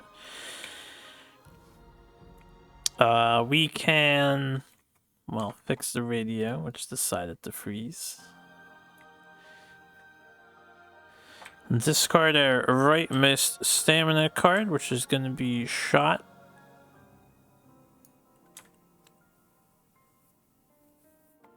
Okay. And then I can mill this card from my hand. I'm actually going to do it. What we want to find are cards that can help our stamina out right now already. So I think it's important to mill as much as possible. Yes, this is exactly what we're looking for. Feints. They're so key to have your stamina management cards around. So draw up the 5. And yeah, that was our turn. So second hunter goes, everyone's face down. If no one is available, everyone gets flipped face up. And we can choose whomever we want to attack here. So I think we should do the Lancer so he can clear their stamina. So I'm going to do the Lancer. These get flipped face down, right? At the start of their next turn. And what we're going to do, we only get 2 cards to play, which isn't fantastic. We can add a stun if we want, but I need to clear my shit off of my board. So the monster needs to get hit twice to be stunned. Or get hit with 2 of these stun effects. We could break the claws. I do get a free movement. Oh yeah, the bow user I'm gonna leave here. Yeah, I'm gonna leave there. The Lancer, I'll use my free movement to go diagonal. We're gonna come over here. Get the monster to hopefully change his front arc to not be facing so many people. That is hyper dangerous. And we have mid thrust here. We have a high thrust, which has a break value. We do want to use one of our high thrusts. So we'll probably use a high thrust and then a mid thrust. I see no reason not to. We'll do mid thrust first. So there's just going to be a 1 damage attack. Drew another 2. That's nice. Gonna have to sharpen our weapons soon. But we'll do the mid thrust. We'll do the high thrust. Another 1 damage attack. There you go, 1 damage.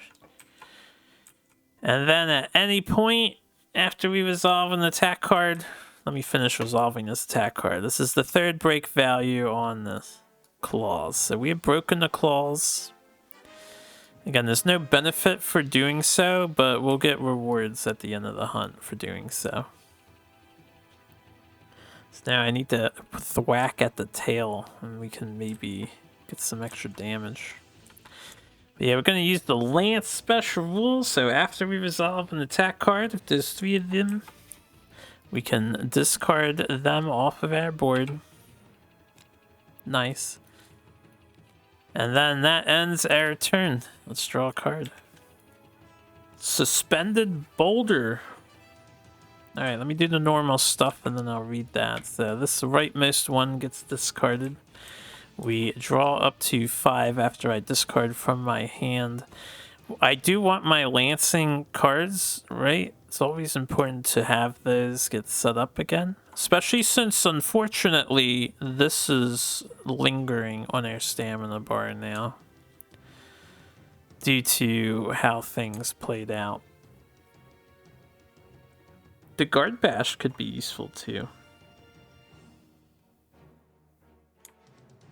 I think I'm gonna keep my hand.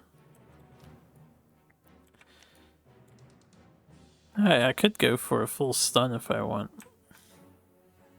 but it's gonna take a while before I get to go again. Alright, so suspended boulder. Roll a dice on a 1 to 3. The monster suffers 5 damage. On a 4 to 6, your hunter suffers 2 damage. Alright, we got a 1.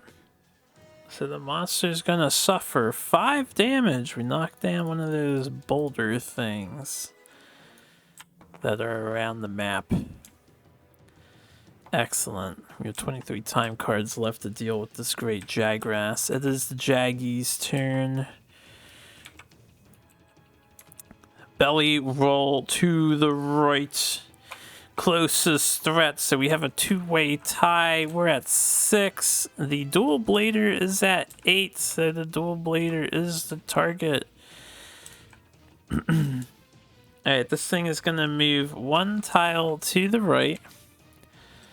Just facing here, and then he's going to turn to face the dual blader and hit everyone in the right side arcs, doing basically the same thing as last time. So now I regret putting the insect claver where they're at here. They are likely going to die, unfortunately. This is another card that requires 3 agility in order to evade.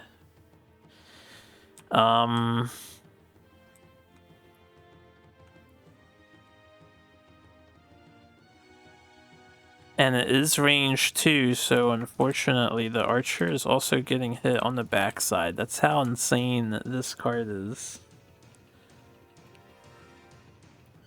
Alright, let's start with the archer. We are at 2 HP. We are going to need to dodge, and that means we're going to have to sacrifice a feint card here if we don't want to die.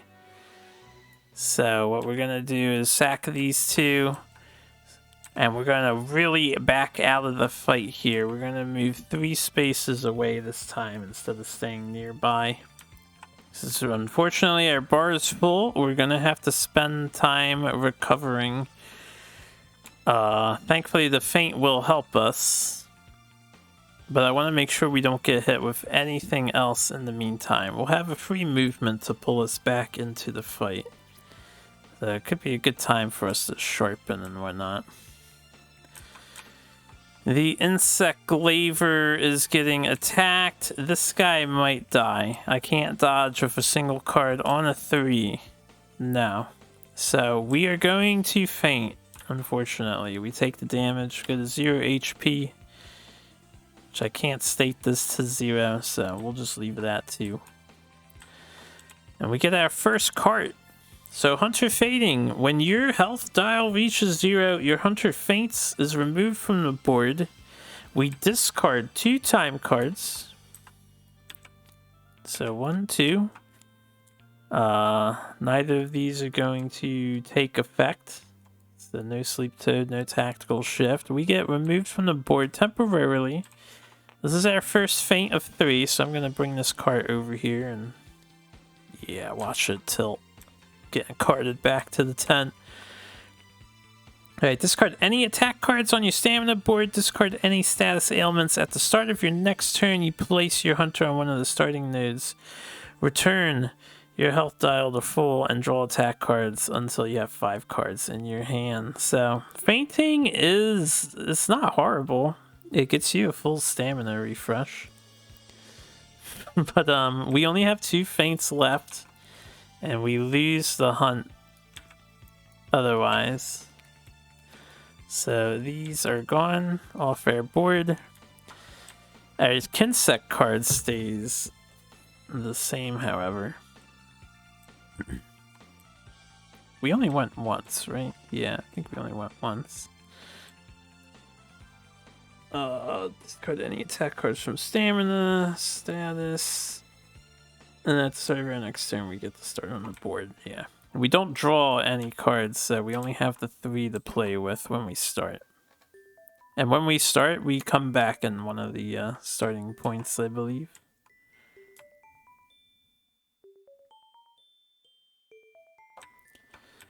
Alright, great. Jagras kicked my ass. We got the bow person out of there. They're gonna need time to recover. The Lancer dodges naturally, and now the Dual Blader probably is getting hit by this attack. I could dodge it.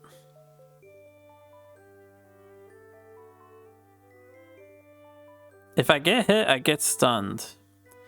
And then I may want to consider using the potion on the Dual Blader. They need to sharpen their weapon regardless, so I think we can just get hit if I'm going to potion. It doesn't really matter. I'm going to be taking 6 damage, so we're down to 2 now. With the stun effect, I'll sacrifice the round slash. And just since I'm thinking about it, this person goes back to 8 HP. Alright, so that was belly roll to the right. We get 2 hunter activations, 2 cards each. Jagras dealt lethal damage to the insect claver and damage to the dual daggers, so heals for 2 thanks to Gluttonous. It is our turn to go, and our Lancer is checked out for the rounds. So I need to take some passive turns here. I will activate the Dual Blades user. And we will do a preparation turn. So a preparation turn is slightly different than combat. We get to use a potion if we want to. And I will use the potion. So your stamina board gets cleared, you get healed to full. It's our only potion, so it is gone now. The next thing we get to do is sharpen our weapon, which means we shuffle our damage cards back into the deck. Again, if the deck runs out, it doesn't shuffle naturally. So if it runs out and you draw damage cards, you just draw nothing and do no damage. So you have to manage that as well. I think the combination of that with the stamina bar makes it kind of tricky. We can do a walk for free, which I would love to walk for free. We can also do a sprint. Now, because all the time cards tend to do the same thing, I haven't seen one that doesn't do the thing yet. I will do a sprint of 2.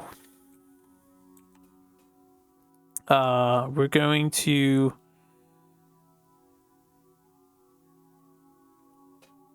We'll go 1 and then 2. I'm going to move a little further away so that only the Lance is taking the next hit. Hopefully. What's his targeting? Yeah, it's closest. So we're going to move back to over here. And then at the end of our turn, we draw a card. Threat shift once again. So the threats will be shifting. We discard this card on the right. I'm going to get rid of Bladed Fangs as well and just draw 5 fresh cards because I've been curious if this guy has more stamina management in the deck. It doesn't look like we do. Does not look like we do. Alright, threat shift is happening. So this is face down. So that means 6 is face down, 8 is face up on Insect Glaive, who's not here yet. 5 is face up, and then 7 is face down. 7 pretty high threats, so that's good. I think what we're going to do is activate our bow user and take a passive turn. So our bow user can't do a whole lot. We can play this feint, discard this to discard any 2 attack cards from the stamina board. So I'm going to get rid of these 2 on the bottom here, which will bring these down. We get a free walk action. I'm going to stay further away for now. I'm going to walk over to here. And then we'll draw a time card. I have no attack cards I can play in range. We only have a range of 2 with the bow. If I move forward, I would be range 3 still. So yeah, we'll just have a passive turn. I'm gonna discard these to mill them. Probably. Gotta see what the card is. It's another threat shift, so there's a lot of threat shifts in the deck. So the reason why I haven't seen threat shift prior. In our match, the monster like ran away twice, which mills 4 time cards, and then it slept, which mills time cards and recovers or something. He like milled a bunch of these nice. This is a nice time card considering. Alright, shot gets discarded there. I am doing a passive turn. I'm just gonna add these 2 things to my deck again. May as well sharpen our weapon. And of course, no potion usage. Alright, so this is what we're looking at. So that's our 2 hunter actions. 2 cards each. Bow is down. So we have Glaive and... Glaive is the last one to go. Headbutt. Alright, closest threat is Lance. So he's going to turn to face the Lance. He's going to move 3 times to get to the Lance. Now, I want his tail to be available. We want to start working on breaking the tail, possibly. Since I have to bring the insect lever in, I think we want to keep this thing towards the corner. So it's going to come in here. I'm going to displace in this direction. That's the first movement. Its second movement is going to chase me. I'm going to displace in this direction. And I'm about to take a lot of damage. So when the third movement happens, I'll displace into the forest. So my threat level is lower. On the following turn, and then he's going to turn to face me. The tail is available to this bottom node here. Alright, this is a 6 damage attack. It requires 3 agility to evade. I could probably evade this if I really wanted to. Otherwise, we take 4 damage from this attack, and this is another stunning attack. So it would be 4 damage and 1 card on my board.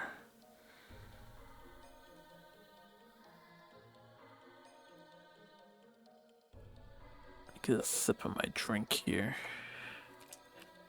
I think we can afford it, maybe.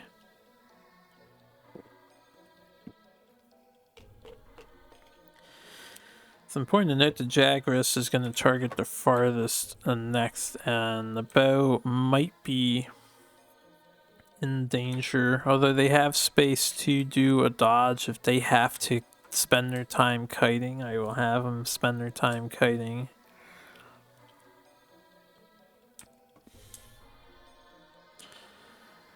I don't want to lose my triple spear. If I get an opportunity to play 3 cards on the next card and Lance is available, we can just stab 3 times. And we could also try to go for a monster stun. So stunning a monster, let me see what that does. Again, monster stun. The dodge value of the monster's next attack is 1 and can't be increased or decreased, so it just becomes really easy to dodge with low card usage. It's good, but not necessary. I'm gonna take the hit. We'll take 4 damage.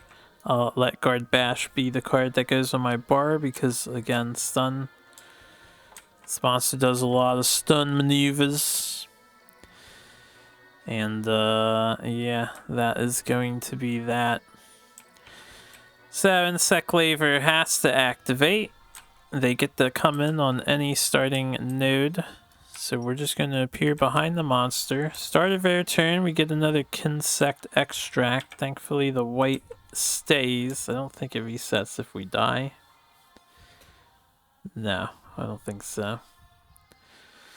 So we have orange. At the end of our turn, before you draw a time card, if the rightmost attack card on your stamina board has orange, you may discard the 2 rightmost attack cards on your stamina board. So orange is extremely useful for managing your stamina. We get 2 cards to play here. Unfortunately, we have no white cards in hand due to what we needed to do. So hitting the tail doesn't really make sense. We may as well just hit the claws because there's no armor on the claws. I'm going to use my free movement to move over here instead. And then I'm going to hit the claws. We'll play a thrust. Again, we don't want to play Tornado Slash because you can see this ends the turn. So we'll just draw 1 damage card for thrust. Deal 1 damage. Speaking of which, this guy healed 28 due to gluttonous, so we're back at 27 now. And then we'll play Descending Slash as our second card, which does 2 more damage. We're down to 25 HP on the monster. We have orange at the end of our turn as the rightmost card, so we can discard 2 cards off our stamina board. We know red is coming up next, so I could have a powerful turn if we get a good monster card that lets me play 3. I'm gonna keep this. Let's draw our time card. Another threat shift. There's a lot of threat shifts in the deck. 1, 2, 3, 5. Right, unfortunately, we didn't really get a lot of great stuff, but we have the means to combo, and we have a lot of white cards to do breaking. So maybe this is exactly what we want. We'll see. What am I doing? Threat shifting. And everyone is face down. Bo is sadly the highest threat right now. I think Bo is kind of screwed. We'll see what happens with this ranged attack that's coming out. Because I don't have any more potions. Remember, you only get 1 for this first hunt. It's brutal. It's brutal, this game, yo. It's brutal. Front claw smash. Alright, the monster is going to target the furthest. It is the bow. The bow is 3 away. It's going to move 1, 2, 3 onto that space. We're going to get displaced, so I'm going to move us over here. And then this will face this way. Let me check the range, actually. This is actually hitting the 3 front arcs, so what we want to do is stay here so that the Jagras is not facing anybody on the side arcs. Or can I do any other better movement here? Because he's hitting this tile as well. These ones back here are on the side. It's only range 1, so it doesn't matter in this instance. Then I want to be here since it's okay. The tail is still revealed. Alright, this is a 3 agility, 7 damage attack. It will kill my character, so we do have to do dodging like I figured we would. We're going to do charge sidestep for 2, and then just shot for 1, sadly.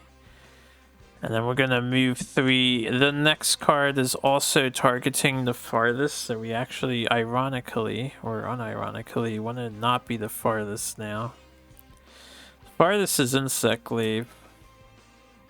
He's actually so far away I can't really benefit from reactivating him early, so we're going to have to wait on him. We cycled this thing around that. Number 8 is us again. 1, 2. So I think I want to.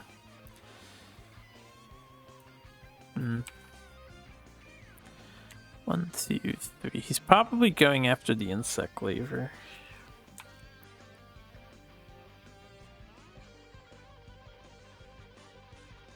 I'm gonna move one to the left and stay here. Actually, I want to be in the tail. I'm gonna stay in the corner then. And when he turns around, his tail arc seems to be his most vulnerable arc. I think with the exception of a card. So we'll stay over there. We dodge the attack. No damage occurs. We get 2 hunter activations, 2 cards apiece. Everyone's dials are flipped. I guess we'll save the insect laver for later since he can't really reach. Which means we're looking at Lance and Dual Blade doing their thing. It's only 2 cards apiece.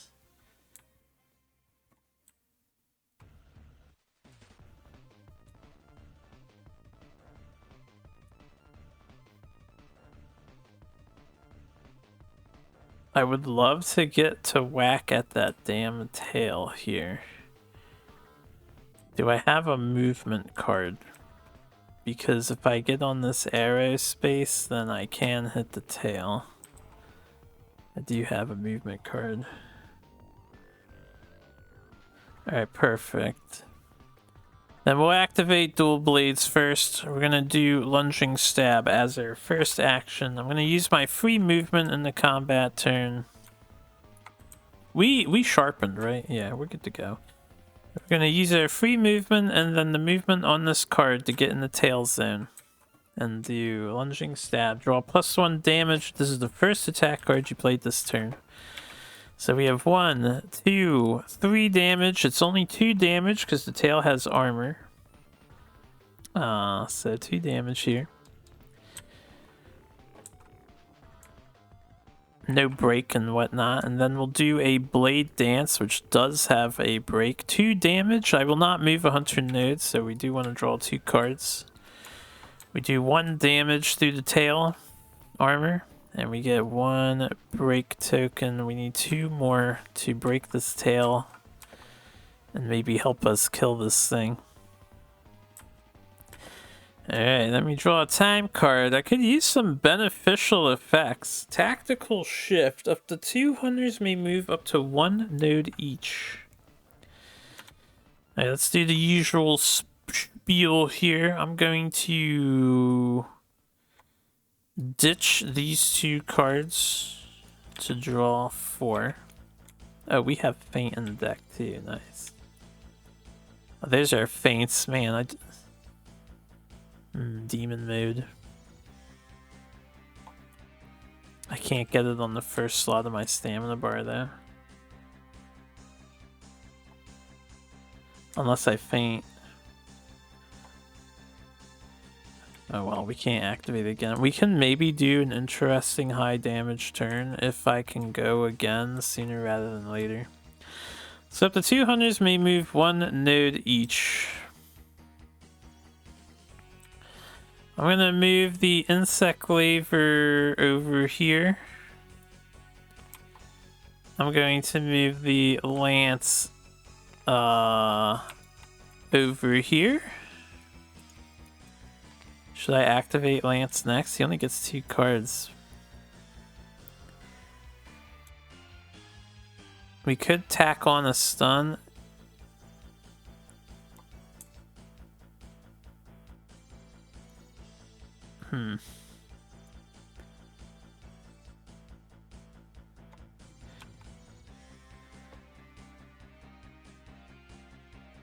Yeah, we could tack on a stun and have 1 lance showing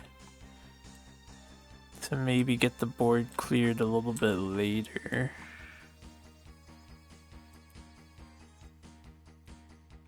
If I activate this guy, my only concern is I have to dash to get in range.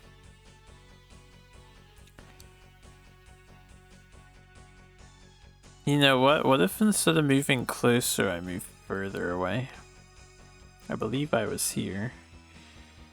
So what if we go down here instead? Now the monster has been moving 3 nodes, so I'm not going to outrange it outright.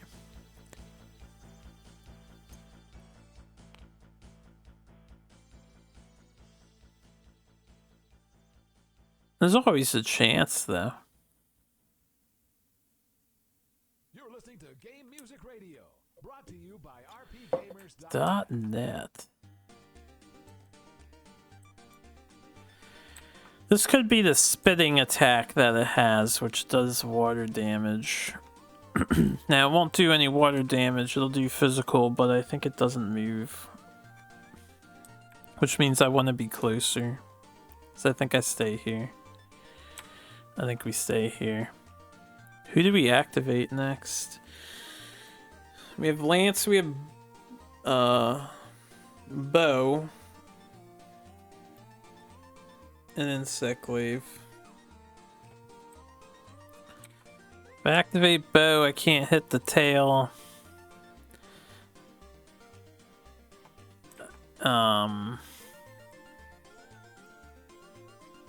I can do a big damage charge shot though.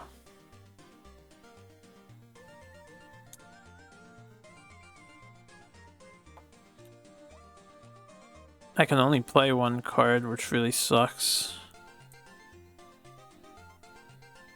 So I don't want to activate Bow right now.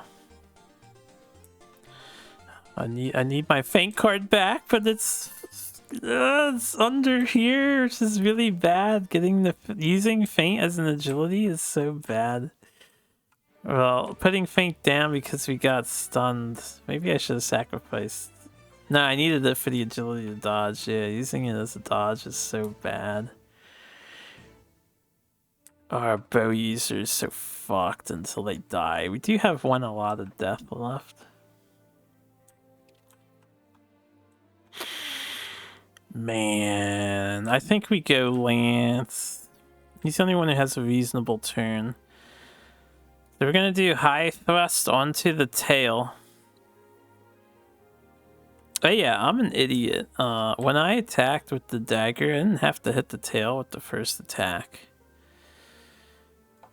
I'll keep it as is, but I should have hit the side with the first attack and then the tail, because the first attack didn't do a break. Anyway, we're gonna do high thrust.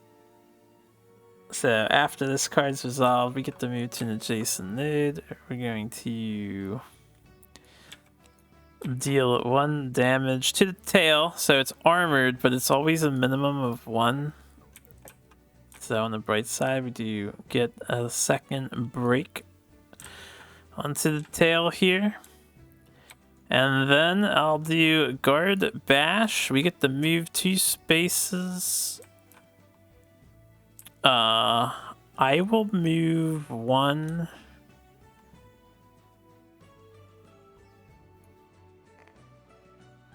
I have 4 HP, right? Yeah, I'll just move 1 here.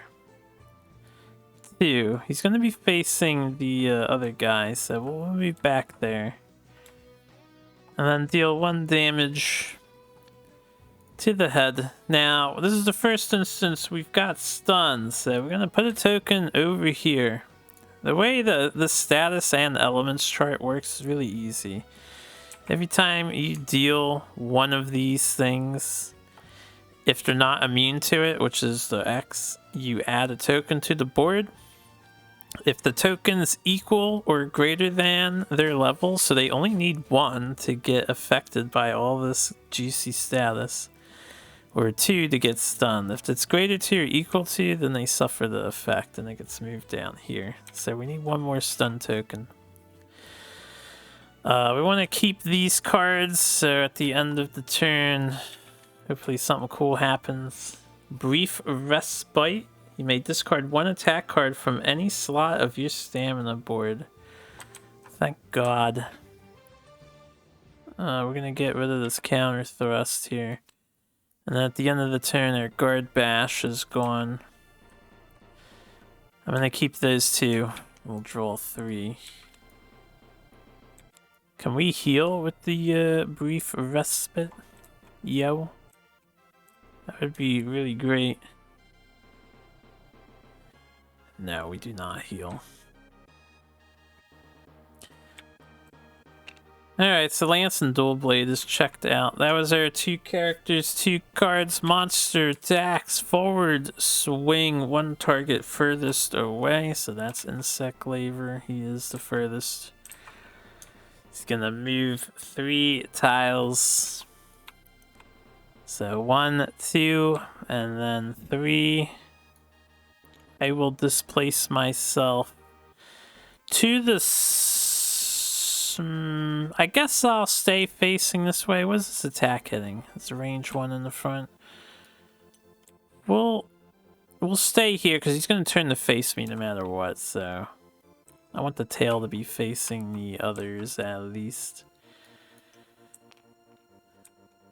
Alright, and now I need 2 agility in order to dodge this forward swing. Only 1 person gets to activate and they get to play 2 cards afterwards. Ideally, we don't activate the Insect Laver. Which means we activate the bow. Also, ideally, we do not get hurt. We just need a 2. Yeah. Take the agility 2s and use it to dodge, right? So jumping slash requires a combo. Rising slash combo actually better than jumping slash as it does not require a combo piece to utilize. So this is the arguably worse card. We'll use that for 2 agility. He's going to attack the nearest on the next turn. I want to make sure the tail is definitely facing everybody else, so I will move to here. And we will stay put for the round. Alright, 1 person gets to activate 2 actions. I think we're going bow. We have a range 3 card and a range 2 shot, so we can just do some pot shots here for the bow. We get a free movement, so I'll move up 1. I'm only within range 3, so we'll just take the charge shot. It's not great, but we'll just do the charge shot. So actually, no, I was in the corner. Yeah, I don't have a choice. We're gonna have to hit the tail. So we'll do charge shot. No bonus damage. We do 2 damage. They have 1 armor. So 1 damage, no break, no nothing fancy. Feels wasted. What can you do? Paratoad! Yeah, this thing is so damn fun. These damn dice rolls. Alright, this card's gone. Maybe the monster will be paralyzed here if I'm lucky. I'm gonna re-roll that because it didn't really roll. Alright, we got a 3. So the monster does get 1 paralysis token on their card. Doesn't mean they would necessarily be paralyzed. But the Jagras only has a resistance of 1. So this paralysis, not thunder, does proc immediately. They will suffer the paralysis status. If the monster's next behavior card has a movement symbol, reduce the number in the movement symbol to 0. So that's not going to be super useful for me. I guess it keeps him somewhat stationary on his next attack.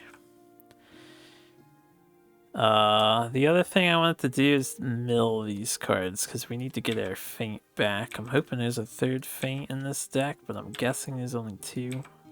There's only 2. These basic decks suck, yo. We have Dragon Piercer here, though. And we're in range to do it. Now I want to activate again in Dragon Piercer. Alright, monster's turn to go, so they can't move, but they can still attack. And doing head slam on the closest target. No movement range of 1. They are in range. I can't get out of the way first. So another 2. We could tank this. Only one character is going to activate. Or I could play a card. I think we're looking at dodging this attack as well.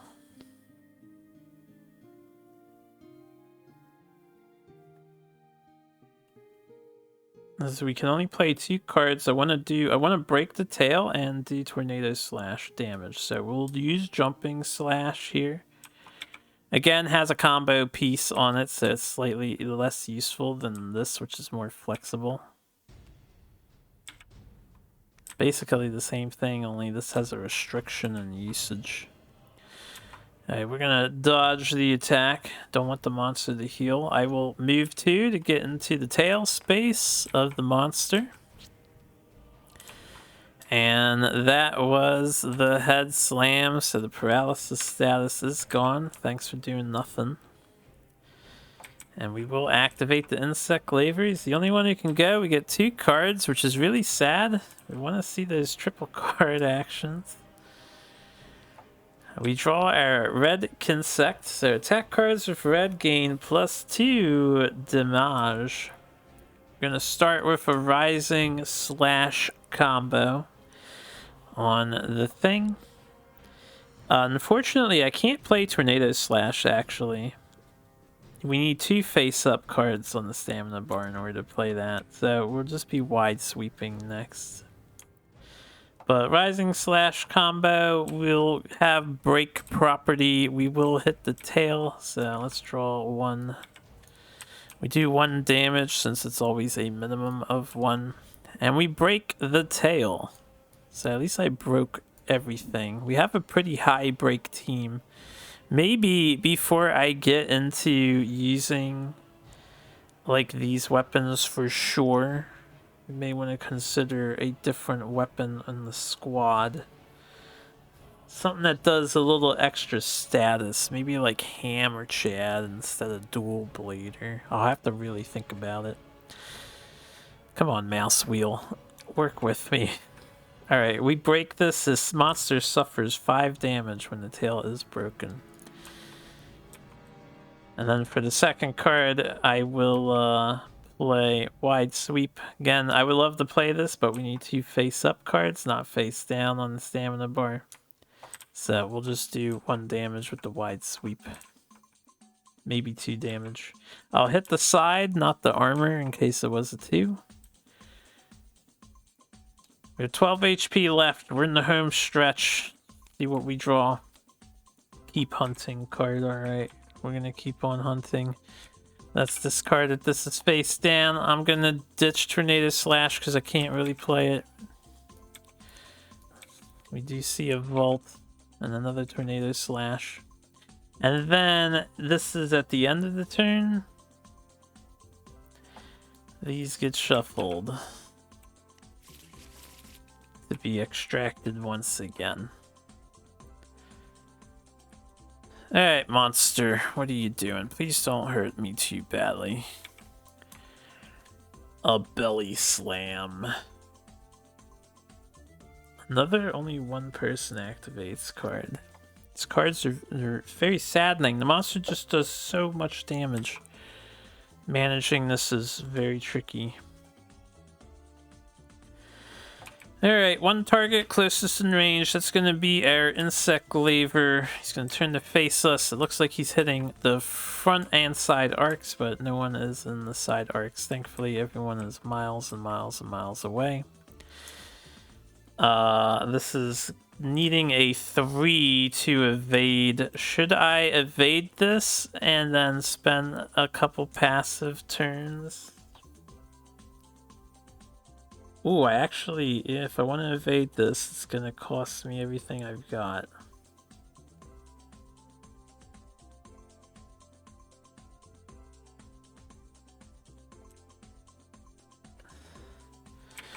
Alright, we'll evade. We're going to spend the 3 to dodge the attack. I'm going to move 3 away. 1, 2, 3. We're going to get out of combat entirely. that's what we want to do. The next card is targeting the farthest. Alright, so we may want to not do that. We may want to stay in the forest tile. I'm going to risk staying in the forest tile. And then let's draw... we haven't gone yet. Right, we're just dodging. No damage dealt. The monster is moving back too, so he's going to try to face us. He can't directly face us on this angle, so we pick either up or left. And then 1, 2. We did break all the parts, so I don't care that his tail's hiding right now. Alright, who wants to go?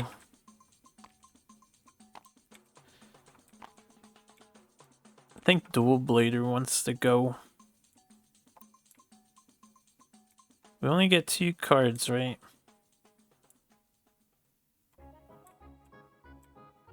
I had to really think about that.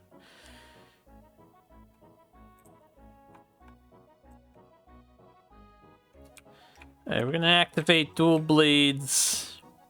We're gonna take our free movement into the forest tile. We're gonna smack the head of the monster here. So for the first card that we are going to play, we're going to play the Blade Dance.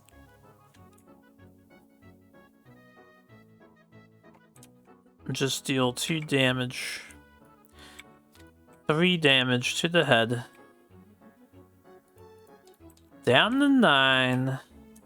I think we double Blade Dance here, because we can then play 1 feint, get rid of 2 cards, and on the end of our turn we get rid of the other card. There's no reason to set up Demon Mode. So Blade Dance again. I also need to sharpen soon. 2 damage. We'll play a feint. Get rid of these 2, doesn't matter. And then at the end of our turn, the last one's probably going to be gone. Tactical Shift. Up to 2 hunters may move up to 1 node each. Alright, before I do that, just discard that. I'm gonna keep these 2.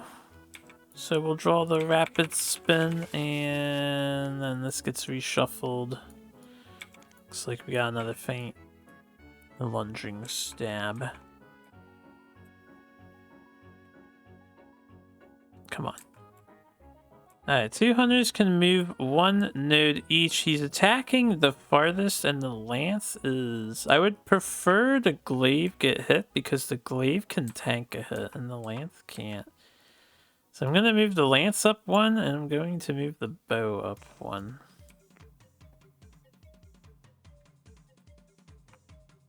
Is it smart for me to line up like this?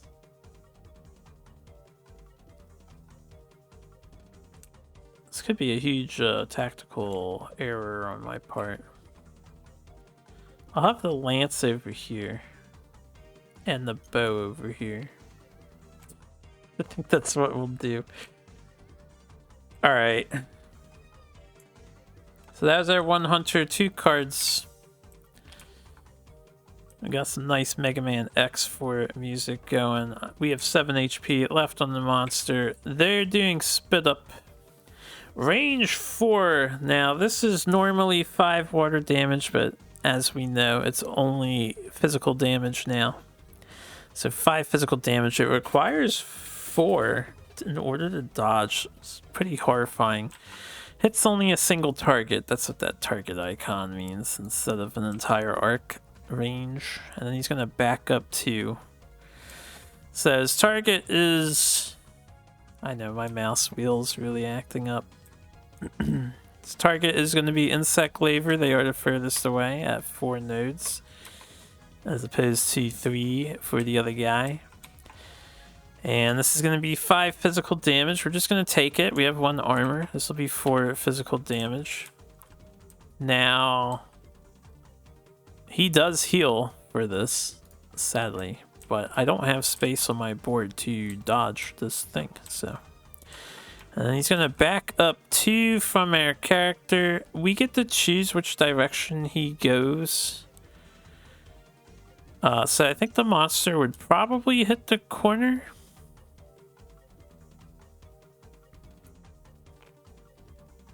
And then I think when they hit the edge, their movement just stops.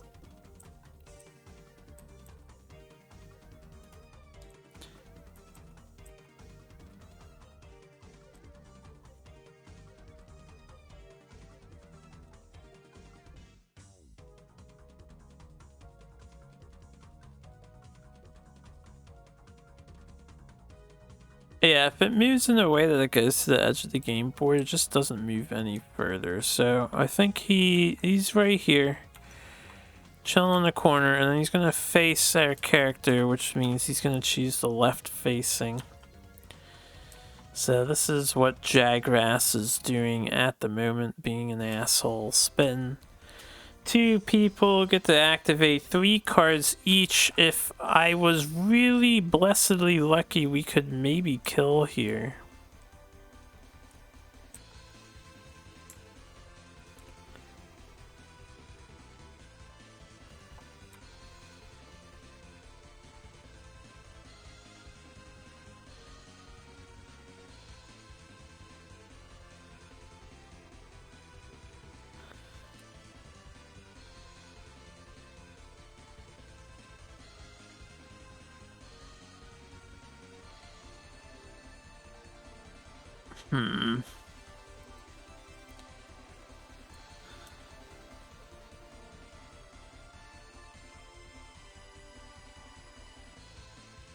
The fact that I can only play 1 card with Bow is just the saddest thing, and Insect Glaver is essentially dead.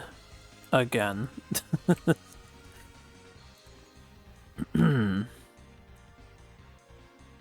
Due to the dodging that they did. Not the hope that he attacks the nearest target.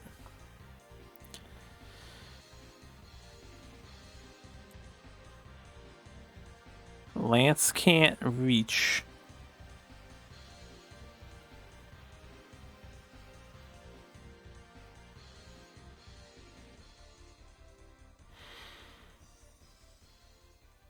This is such a wasted opportunity right here. Lance can reach, but he has to use a card to run.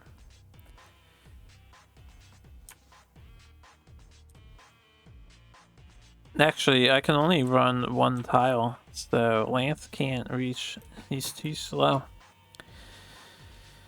Here's what we'll do. We'll activate the bow. I think we're just gonna do a Dragon Piercer turn.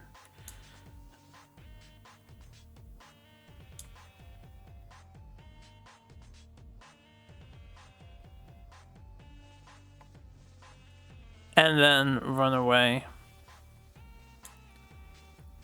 It's pretty feels bad, man.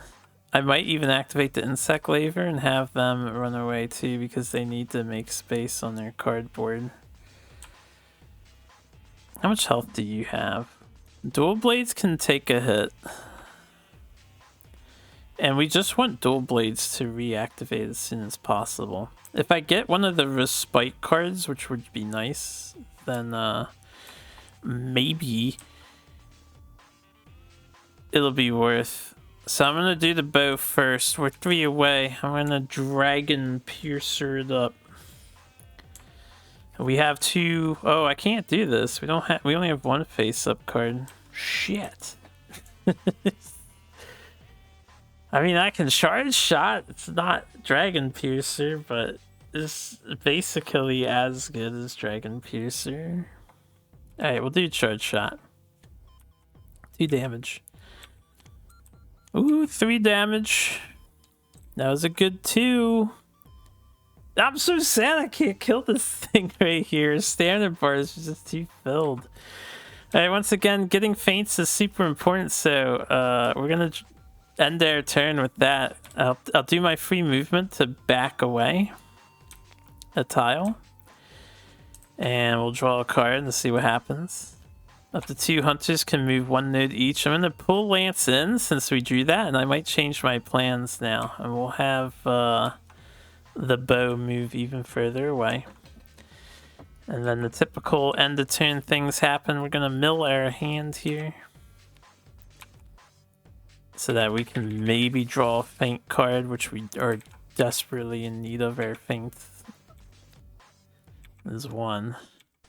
Alright, that honestly helps tremendously. Alright, second person to go. Now Lance can go. If we draw some 2s, you see how many I milled. I think we're allowed to look. Oh damn, we've gone to 3 out of 4 for our weapon. So if I get a 2 and then 2 non-2s, it's only 4 damage. We'll be 1 off. And then Lancer might be in jeopardy of dying. I think we take it easy. Just let the let Dual Blader carry us to victory, basically. We'll have Insect Glaver activate here. It's kind of a waste. I'm gonna move away. So we're hopefully, if he targets the farthest, we might get lucky. We'll do a passive turn, so I will redraw my stuff, sharpener, weapon. This is gone. Get a time card. Alright, monster retreats. Each hunter may sharpen their weapon and use a potion from the communal pool. So, we can sharpen our weapons. It would have been better if I had gotten this card, but this is the card I'm talking about. It can really screw you.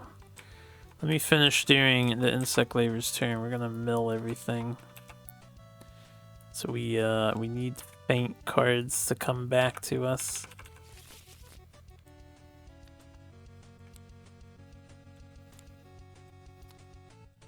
Damn, we only got a vault. But yeah, we don't feint. Also, I have a white consect again at the start of the turn. We rely on this, and I can't even play this orange one in particular.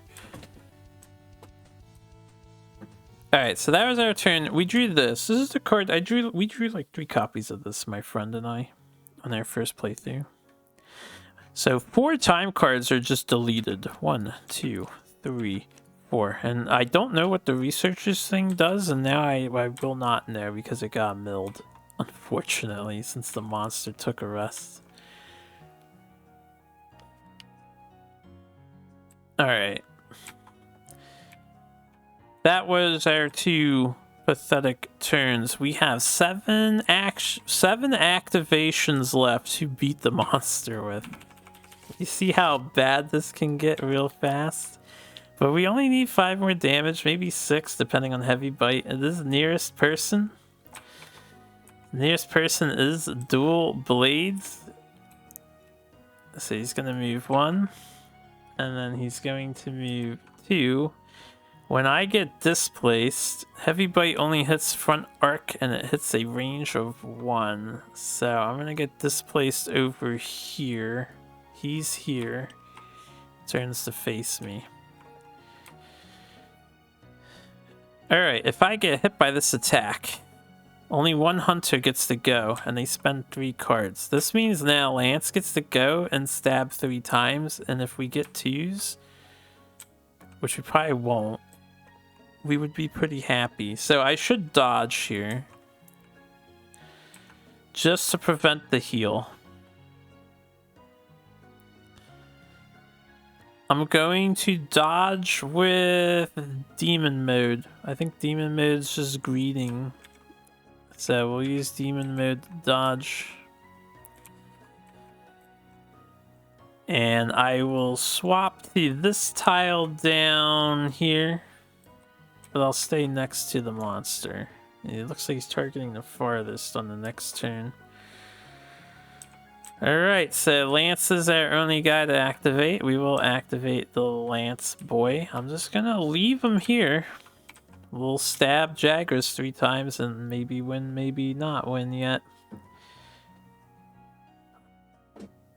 We'll do a triple mid-thrust action because it's exciting.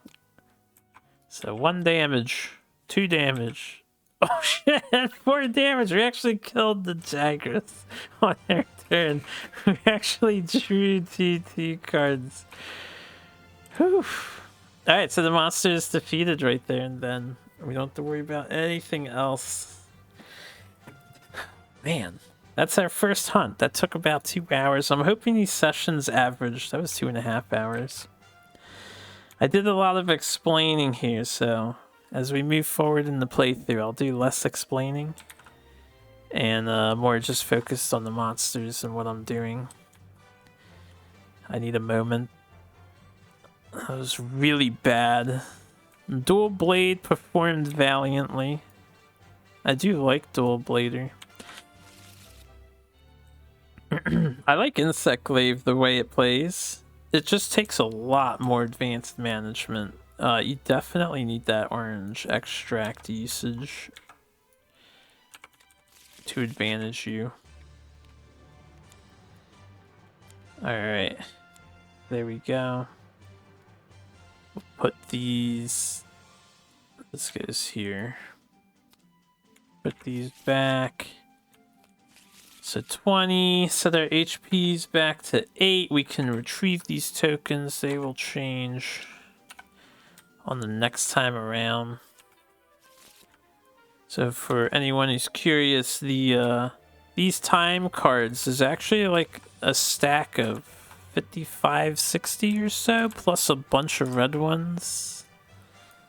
Alright, 45 of the white ones and 29 of the reds. So you get a bunch of different events every single time. Let me pull out the scientist event. I won't read it to avoid spoilering myself. I'll just put it back in the stack. I'll probably leave the red stack out. The white stack we can delete. The mod just handles that. But yeah, we completed our first hunt. Alright. Where is his thing? His reward table. Oh yeah, it's on the back of this. We broke all 3 parts of the Jagras. So that was radical. Can flip this card over. So here's the reward table. We're gonna roll a bunch of dice and gain some rewards. Now, the cool thing about this game is if stuff is broken, and I have to double check, but I think each hunter gains 1 for the break. So it is quite a lot of rewards that we are gaining. Come on, mouse.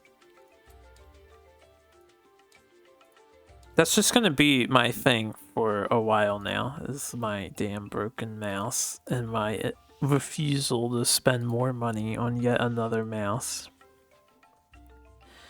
Alright, break rewards.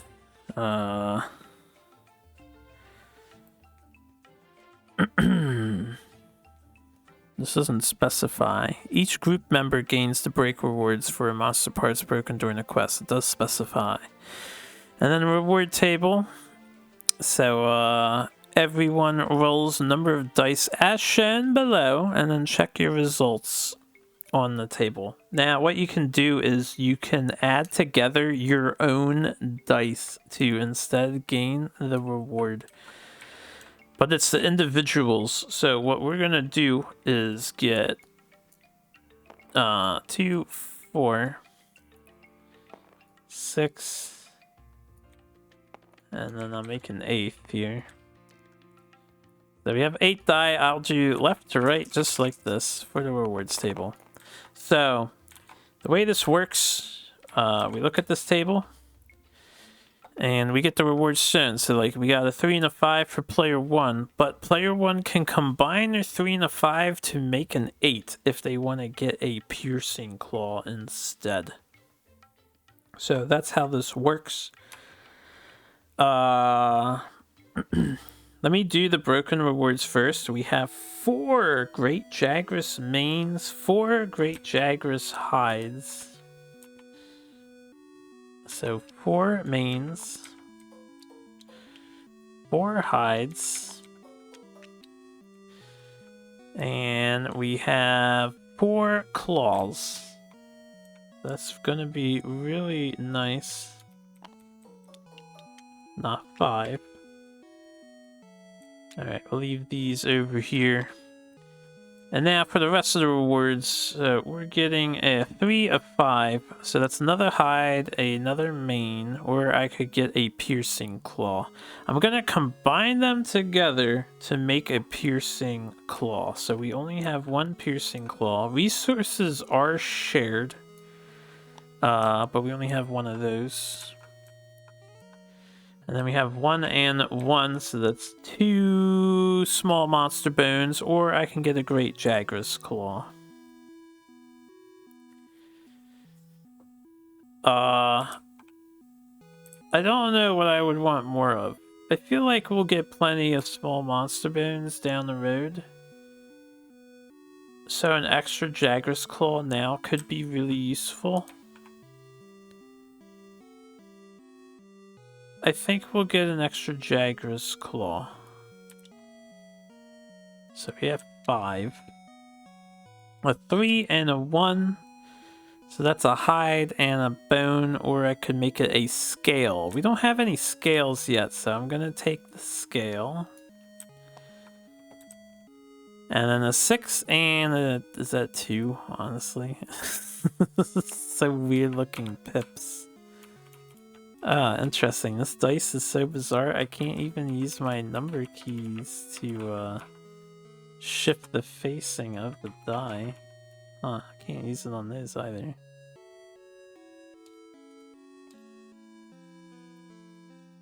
Just curious. Dice in front of your face. I don't know how these dice are imported in here, but they're whatever. I can't shift their number. It's a 6 and 2. That is a great Jagras claw. And a 2 is a great Jagras claw. Or I could get another piercing claw. I think I'll take another piercing claw. Anytime we can get these rarer things, I think we want them. Alright, so that's our final rewards for this hunt. Pretty decent. Day 1 is a success. Whoops. We have completed the assigned quest of the Great Jagras. So the way this works is now I can do investigation quests for him.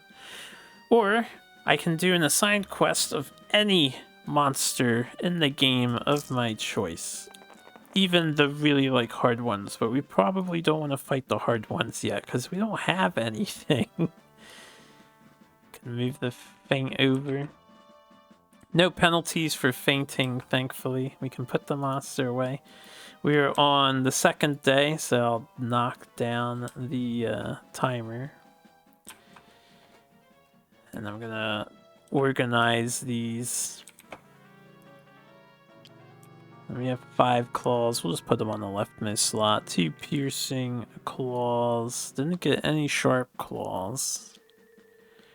Hide. Some manes. 1 scale. Alright, that is all that we acquired. Our hunters... We can... I'll leave them over here. I'll leave them over here because stuff's gonna appear here when we pick our next hunt. So now we can basically go to the forgery. You have these handy reference cards. We can make anything that's available to be made. The left stuff, the bone and alloy helm, is the same for Wildspire Wastes and Ancient Forest. And then the expansion has Kulu stuff. I don't think we have to worry about that card or this card yet. So all we have are Jagras things. And armor is a pretty big deal, right? We're mostly looking into things that have abilities. If we go... Alright, let's slow it down. Before I do armor, I think the first thing I want to look at is who can upgrade a weapon, possibly. if we're blessed enough. So, there are no Jagras weapons. That's important to note. Jagras is pretty much for getting your armor sorted. And every weapon requires... So everyone has the starting stuff. Excuse me. All these enhanced weapons require Dragonite ore or Boulder Bones, something I noticed after our first playthrough with my friends. So we can't really expect to get tier 2 weapons after one hunt. That's like impossible.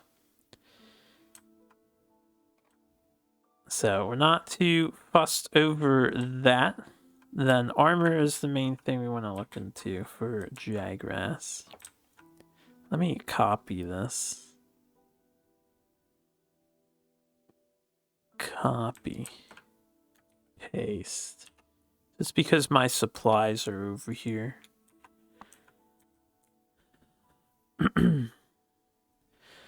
Alright, alloy greaves give poison resistance, which I think just makes you straight up immune to poison. Macalite ore. It needs Dragonite ore. All of the alloy set needs Dragonite ore. We do not have any Dragonite ore, so we cannot make any alloy things. Bone stuff just provides defense, except the center chest piece has Slugger. So we're gonna look at the bone chest piece. Slugger. Once per quest when this hunter uses a stun status ailment attack card, place +1 stun token. It's only once per quest. It's honestly not that powerful of an effect, I don't think. So the Jagras stuff is what we're looking into making for the most part. Now, Jagras helmet is the most exciting thing, I think. It has speed eating. Once per quest, this hunter may use combat actions and preparation actions during the same turn. This means you can sharpen your weapon while attacking. Or you can attack and drink a potion and stuff. Jagras Helm is kind of insane. Jagras Mail has Palico Rally. The hunter may use their Palico ability twice per quest. We don't have Palicos, so this is 100% useless in our playthrough. Unless we just want one defense and one armor defense. And then Jagras Greaves have no special ability, just one water defense. So we're looking to make as many helmets as possible. Speed eating is an insane ability to have access to. At least I think so.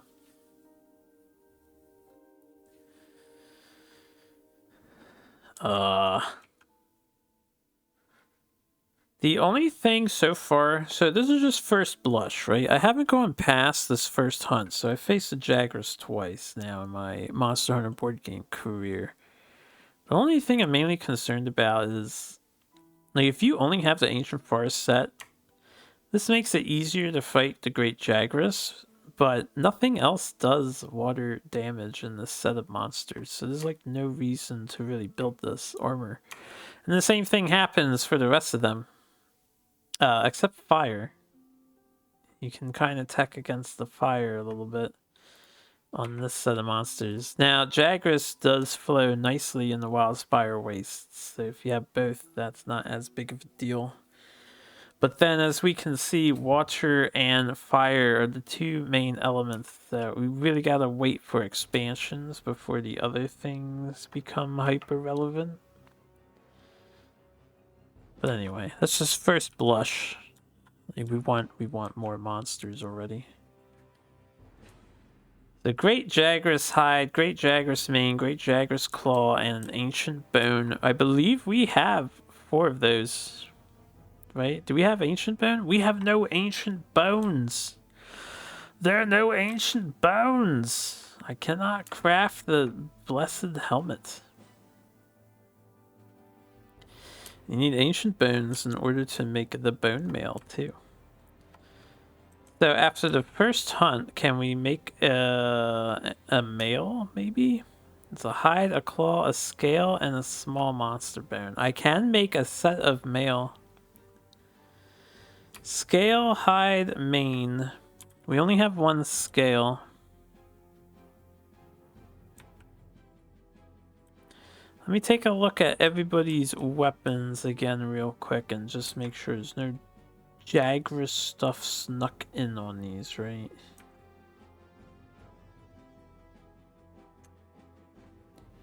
No, I do not see Jagras stuff snuck in on these. Alright, boulder, medium, and whatnot.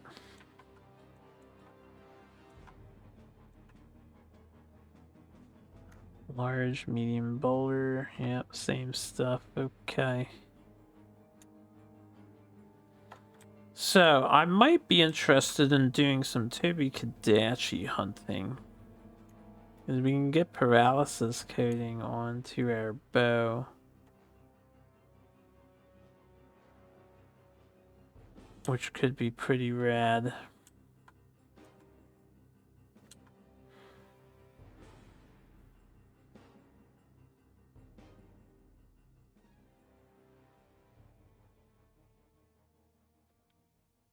Paralysis seems like one of the larger things we're capable of working with, and poison as well.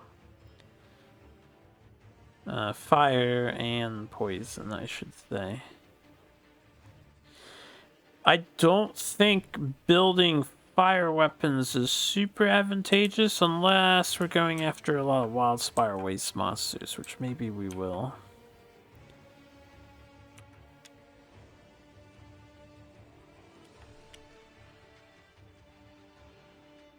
Kadachi claws could be pretty cool. Alright, so we can't upgrade any weapons, and I think I can only make armor for everyone. Now, our chainmail vest does nothing, and the leather mail, unfortunately, does do something.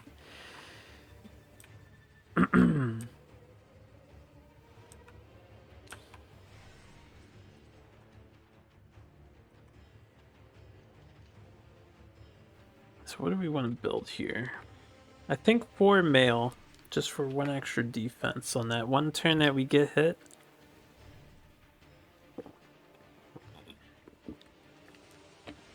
In all honesty, the extra defense doesn't help tremendously. We're still getting 2-shot by the tier 1 Jagras, right? Now, the water resistance could be nice against some other monster. I need to figure out how to acquire ancient bones so we can get the Jagras helmet, though. And if we want the Jagras helmet, does that mean I want to fight another Jagras at first? Because I think if everyone has Jag helms on, we'll be in the best position.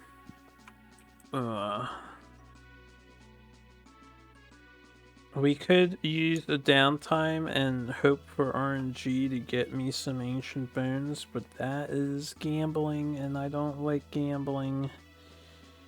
It's only 2 dice, so we would have 6 and 2s and 4s and 4s is the only way to hit 8s, right? I guess 5 and 3s. There's a lot of ways to hit 8. But gambling, man, gambling. I don't know what other means there are of finding ancient bones. I'm gonna have to hope investigation quests on Jagras is worth. So I think we'll fight another Jagras. We could also try the Baroth. It's a signed quest. Baroth has guard on his helmet and then stun resistance on the bottom. So I'm going to take a peek at those and see what they do. Guard. When the hunter plays an attack card that grants additional armor, the card gains +1 armor. Yep, and that would be good for the lance. Hunter can't suffer stun status ailment. Baroth boots would be good for everybody. Honestly.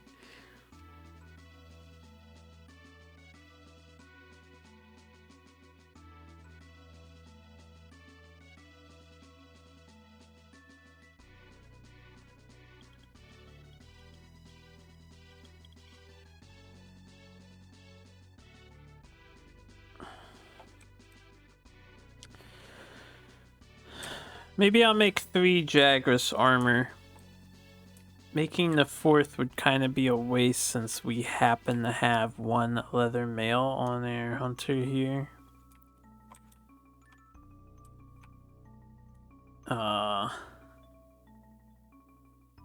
I'm gonna leave this card over here too so I can reference it with my materials. Hide, claw, scale, small monster bone.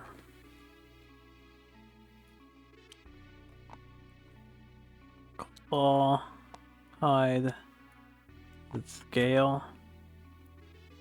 Fuck man, the scale. I only have 1 scale, so I can actually make 1 of these armor.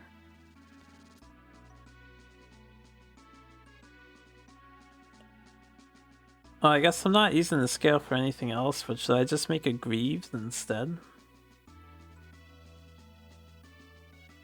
Greaves provide the armor for everybody else, right? Yeah.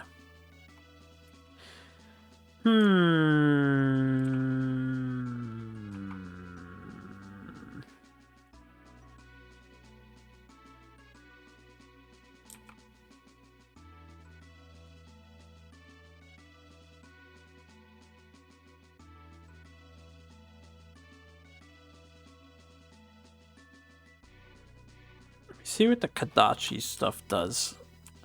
Instead of farming Jagras right off the bat, I might go straight to Kadachi. Once per quest, when this hunter successfully dodges a monster attack, discard your attack cards instead of placing them on your stamina board. It's pretty good. Evade Extender, when this hunter successfully dodges a monster attack, they may move 1 additional node. That's whatever, right? Maybe I fail to understand the strength of this sort of ability yet. Because when you dodge attacks, like most attacks average 2 and 3 agility, so you're already flying on nodes. When this hunter plays a lightning elemental attack card, draw +1 damage. We can get Kadachi Claws. So we could go crazy hard on the damage with the dual blader. Because elemental damage is just extra damage from the elemental deck. And I'm guessing most monsters out of these sets of monsters that I see, most of them probably aren't completely resistant to lightning, except Tobi Kadachi itself. Most of them are probably like 1 or 2 starred. So it works on them. Should I give up on Jagras helm farming then and just do some Kadachi farming for early game? So the thing about Kadachi is we can work on multiple people's weapons and multiple...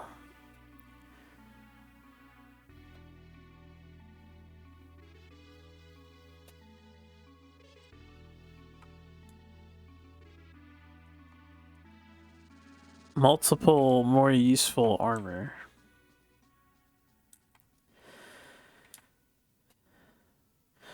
Also, hold on, let me calculate this. So 1 hide, 1 mane, 1 claw. I'm not gonna build any armor. If we just keep these hides, claws, and manes, all I have to do is find ancient bones, right? And who knows where the hell those are at. If I get ancient bones, we can get 4 Jagras helmets, which I think is the way to go. So I might just not craft anything then. I think we can't really afford to craft anything.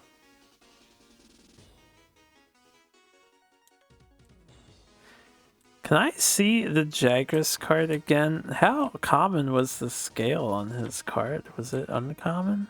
Let me spawn in the Great Jaggy.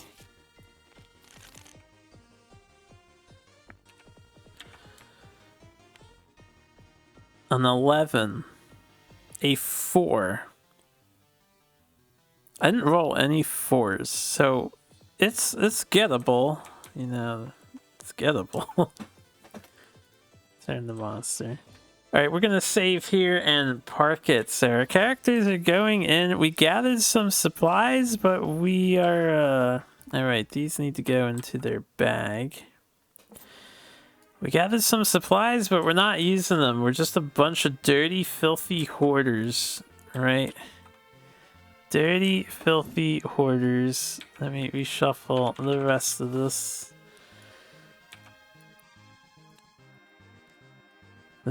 Based on what I can tell, looking at these charts, we probably want to just upgrade the steel weapons. Maybe the pacing of the game's farming is a little slower than I'm anticipating. We'll see. As far as the armor is concerned, I really dig speed eating. At the moment, I feel like everyone should have speed eating.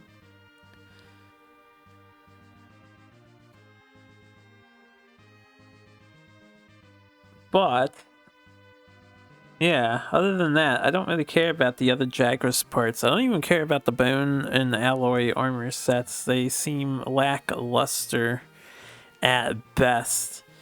Maybe the poison resistance would be useful, but I have to find Dragonite or, you know, wherever the hell that is. We have to find these things. I don't know where they are or how hard they are to acquire currently. Let me look at these actual cards.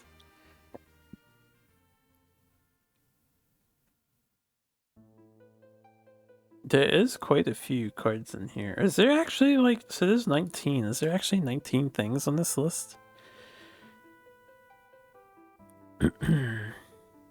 Oh, I'm just noticing that the bone hatchets is not a starting weapon. See, I thought all the things on the left were identical. You have the iron lance, which you can combine into the iron stuff, or we could make a bone lance. Okay, so I could change to a bone lance. What's the difference?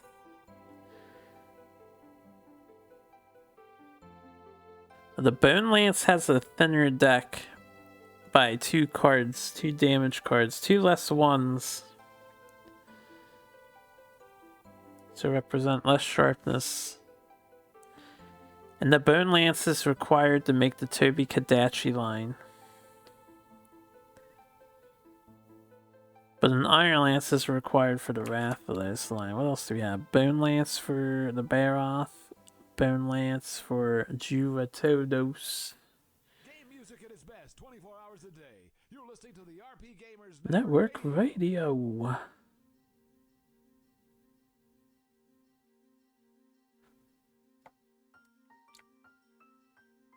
Iron, iron, iron.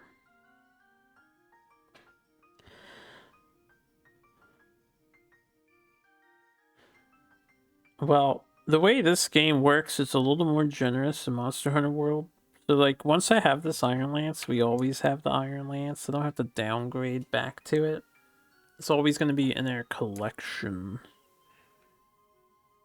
So I can, like, take my Iron Lance and make a Steel Lance, and then I can still make the Kulu Lance later because we have an Iron Lance. I think that's how it works.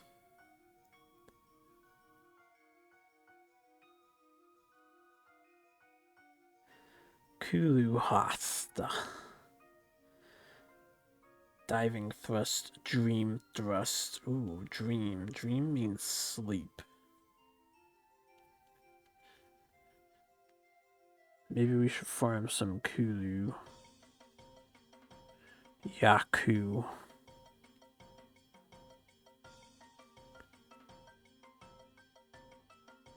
We're gonna probably start with Tobi Kadachi next time, but yeah, I'm gonna go for now. I think. Let me think about the bone weapon variant here. I'm definitely interested in making Kadachi claws to be hyper aggro, lightning boy. So I need bone hatchets. Bone has actually 3 2 damage cards, so bone hatchets are kind of superior. But they have 2 less cards in general, so you need to sharpen more often. But 3 2 damage cards.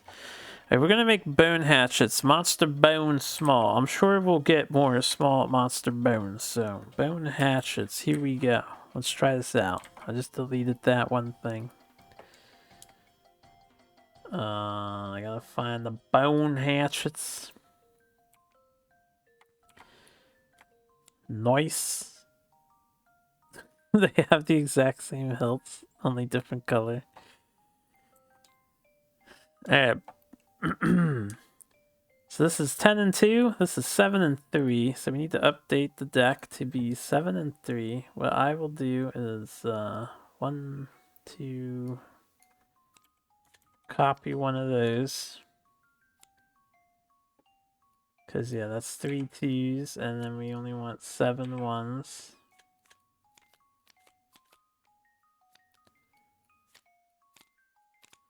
Alright, these 3 we can just delete. So that's their new deck. I'll keep my weapon collection to the corner just because it goes into their inventory. We could put it in the item box, but I kind of want to be able to see what other weapons I have access to. So bone hatchets acquired. No special ability, just some damage.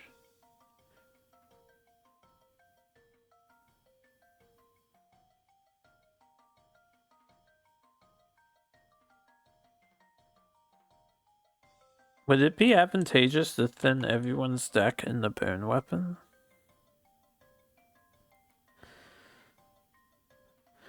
Okay, the bone bow is actually different. The hunter's bow. Remove 4 power coatings, add 2 poison and 2 paralysis coatings. Honestly, I definitely think I want to do that. Because we really want status effects. Poison does 2 damage at the end of the monster's turn. When it's poisoned, so it's just extra DPS. And then paralysis, they can't move, which could save us from dodging. The power coating just does an extra damage and does break. We already have plenty of break with our team. Insect Glaive, all 4 of these weapons are high on the break. So I definitely want to shift into coating. If possible.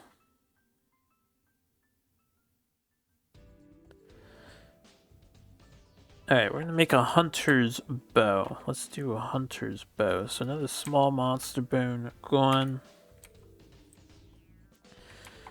Instead of iron bow, gonna be a hunter bow. Hunter's Nurgle's Whisper, yo. Alright, hunter's bow. Remove 4 power coating. I didn't even finish adding these to the deck. Well, there's 1 power coating.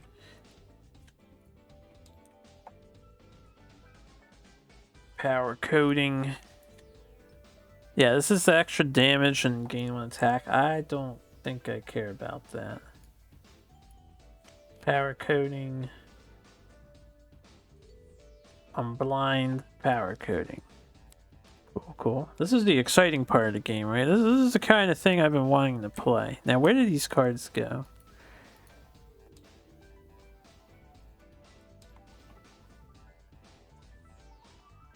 Where do I acquire? Oh, the mod brought them in.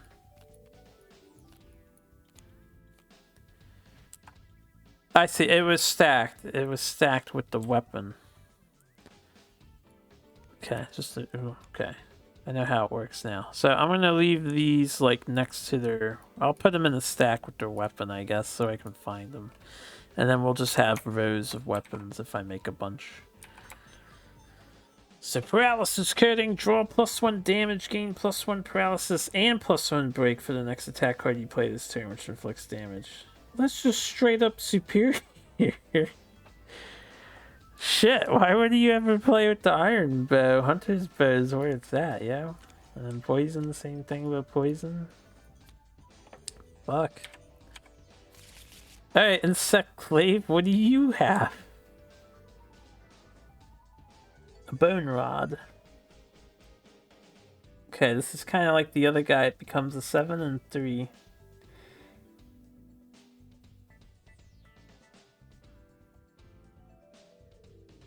Okay, let me think. What weapon do we want at the end of the day? Right.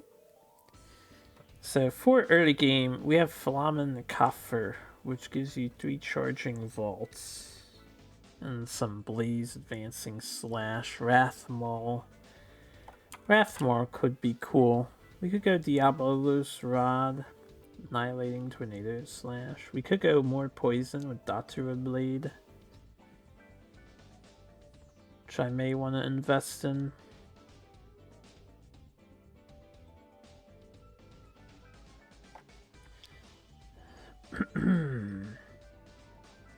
Three random sweeps, 2 reaching slash. I don't know what any of that does. We only need an iron blade if we eventually want to go farm the Elder Dragons towards endgame, but I'm imagining it's hyper endgamey, so.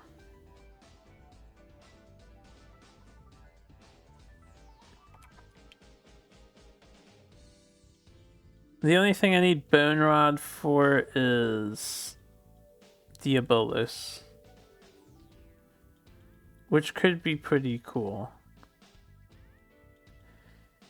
Aerial Magus as well. And I can always switch between the two.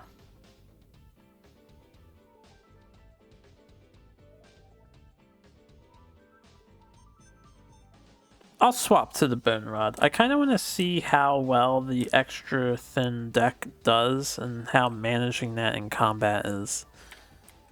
So one more small bone. We got a Hunter's Bow, we have Bone Daggers, we're going Bone Glaive. It's the wrong box. Bone Rod.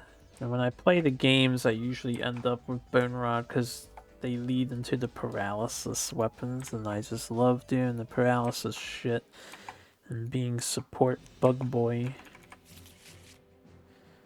Alright, so we get an extra 2, and 2 1s are removed. No, 3 of the 1s are removed. And we get an extra 2 added to the deck for a deck of 10 total. 7, 8, 9, 10.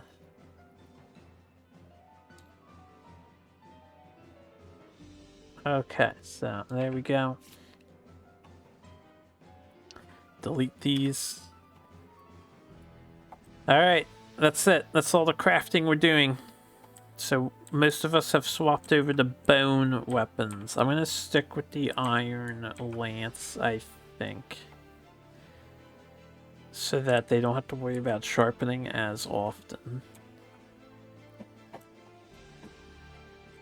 And yeah, sorry for the long one, guys. This was really long, going in 3 hours. I'm going to end it now. Thanks so much for joining me.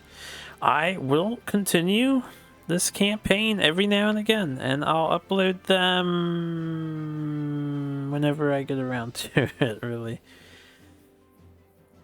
Hope you all have a good one as always. Take care, and if you're checking out Monster Hunter for yourselves, good luck in your own campaigns. Let me know what sort of weapons you guys are running. I think I'll stick with these weapons for this playthrough, see how it all pans out.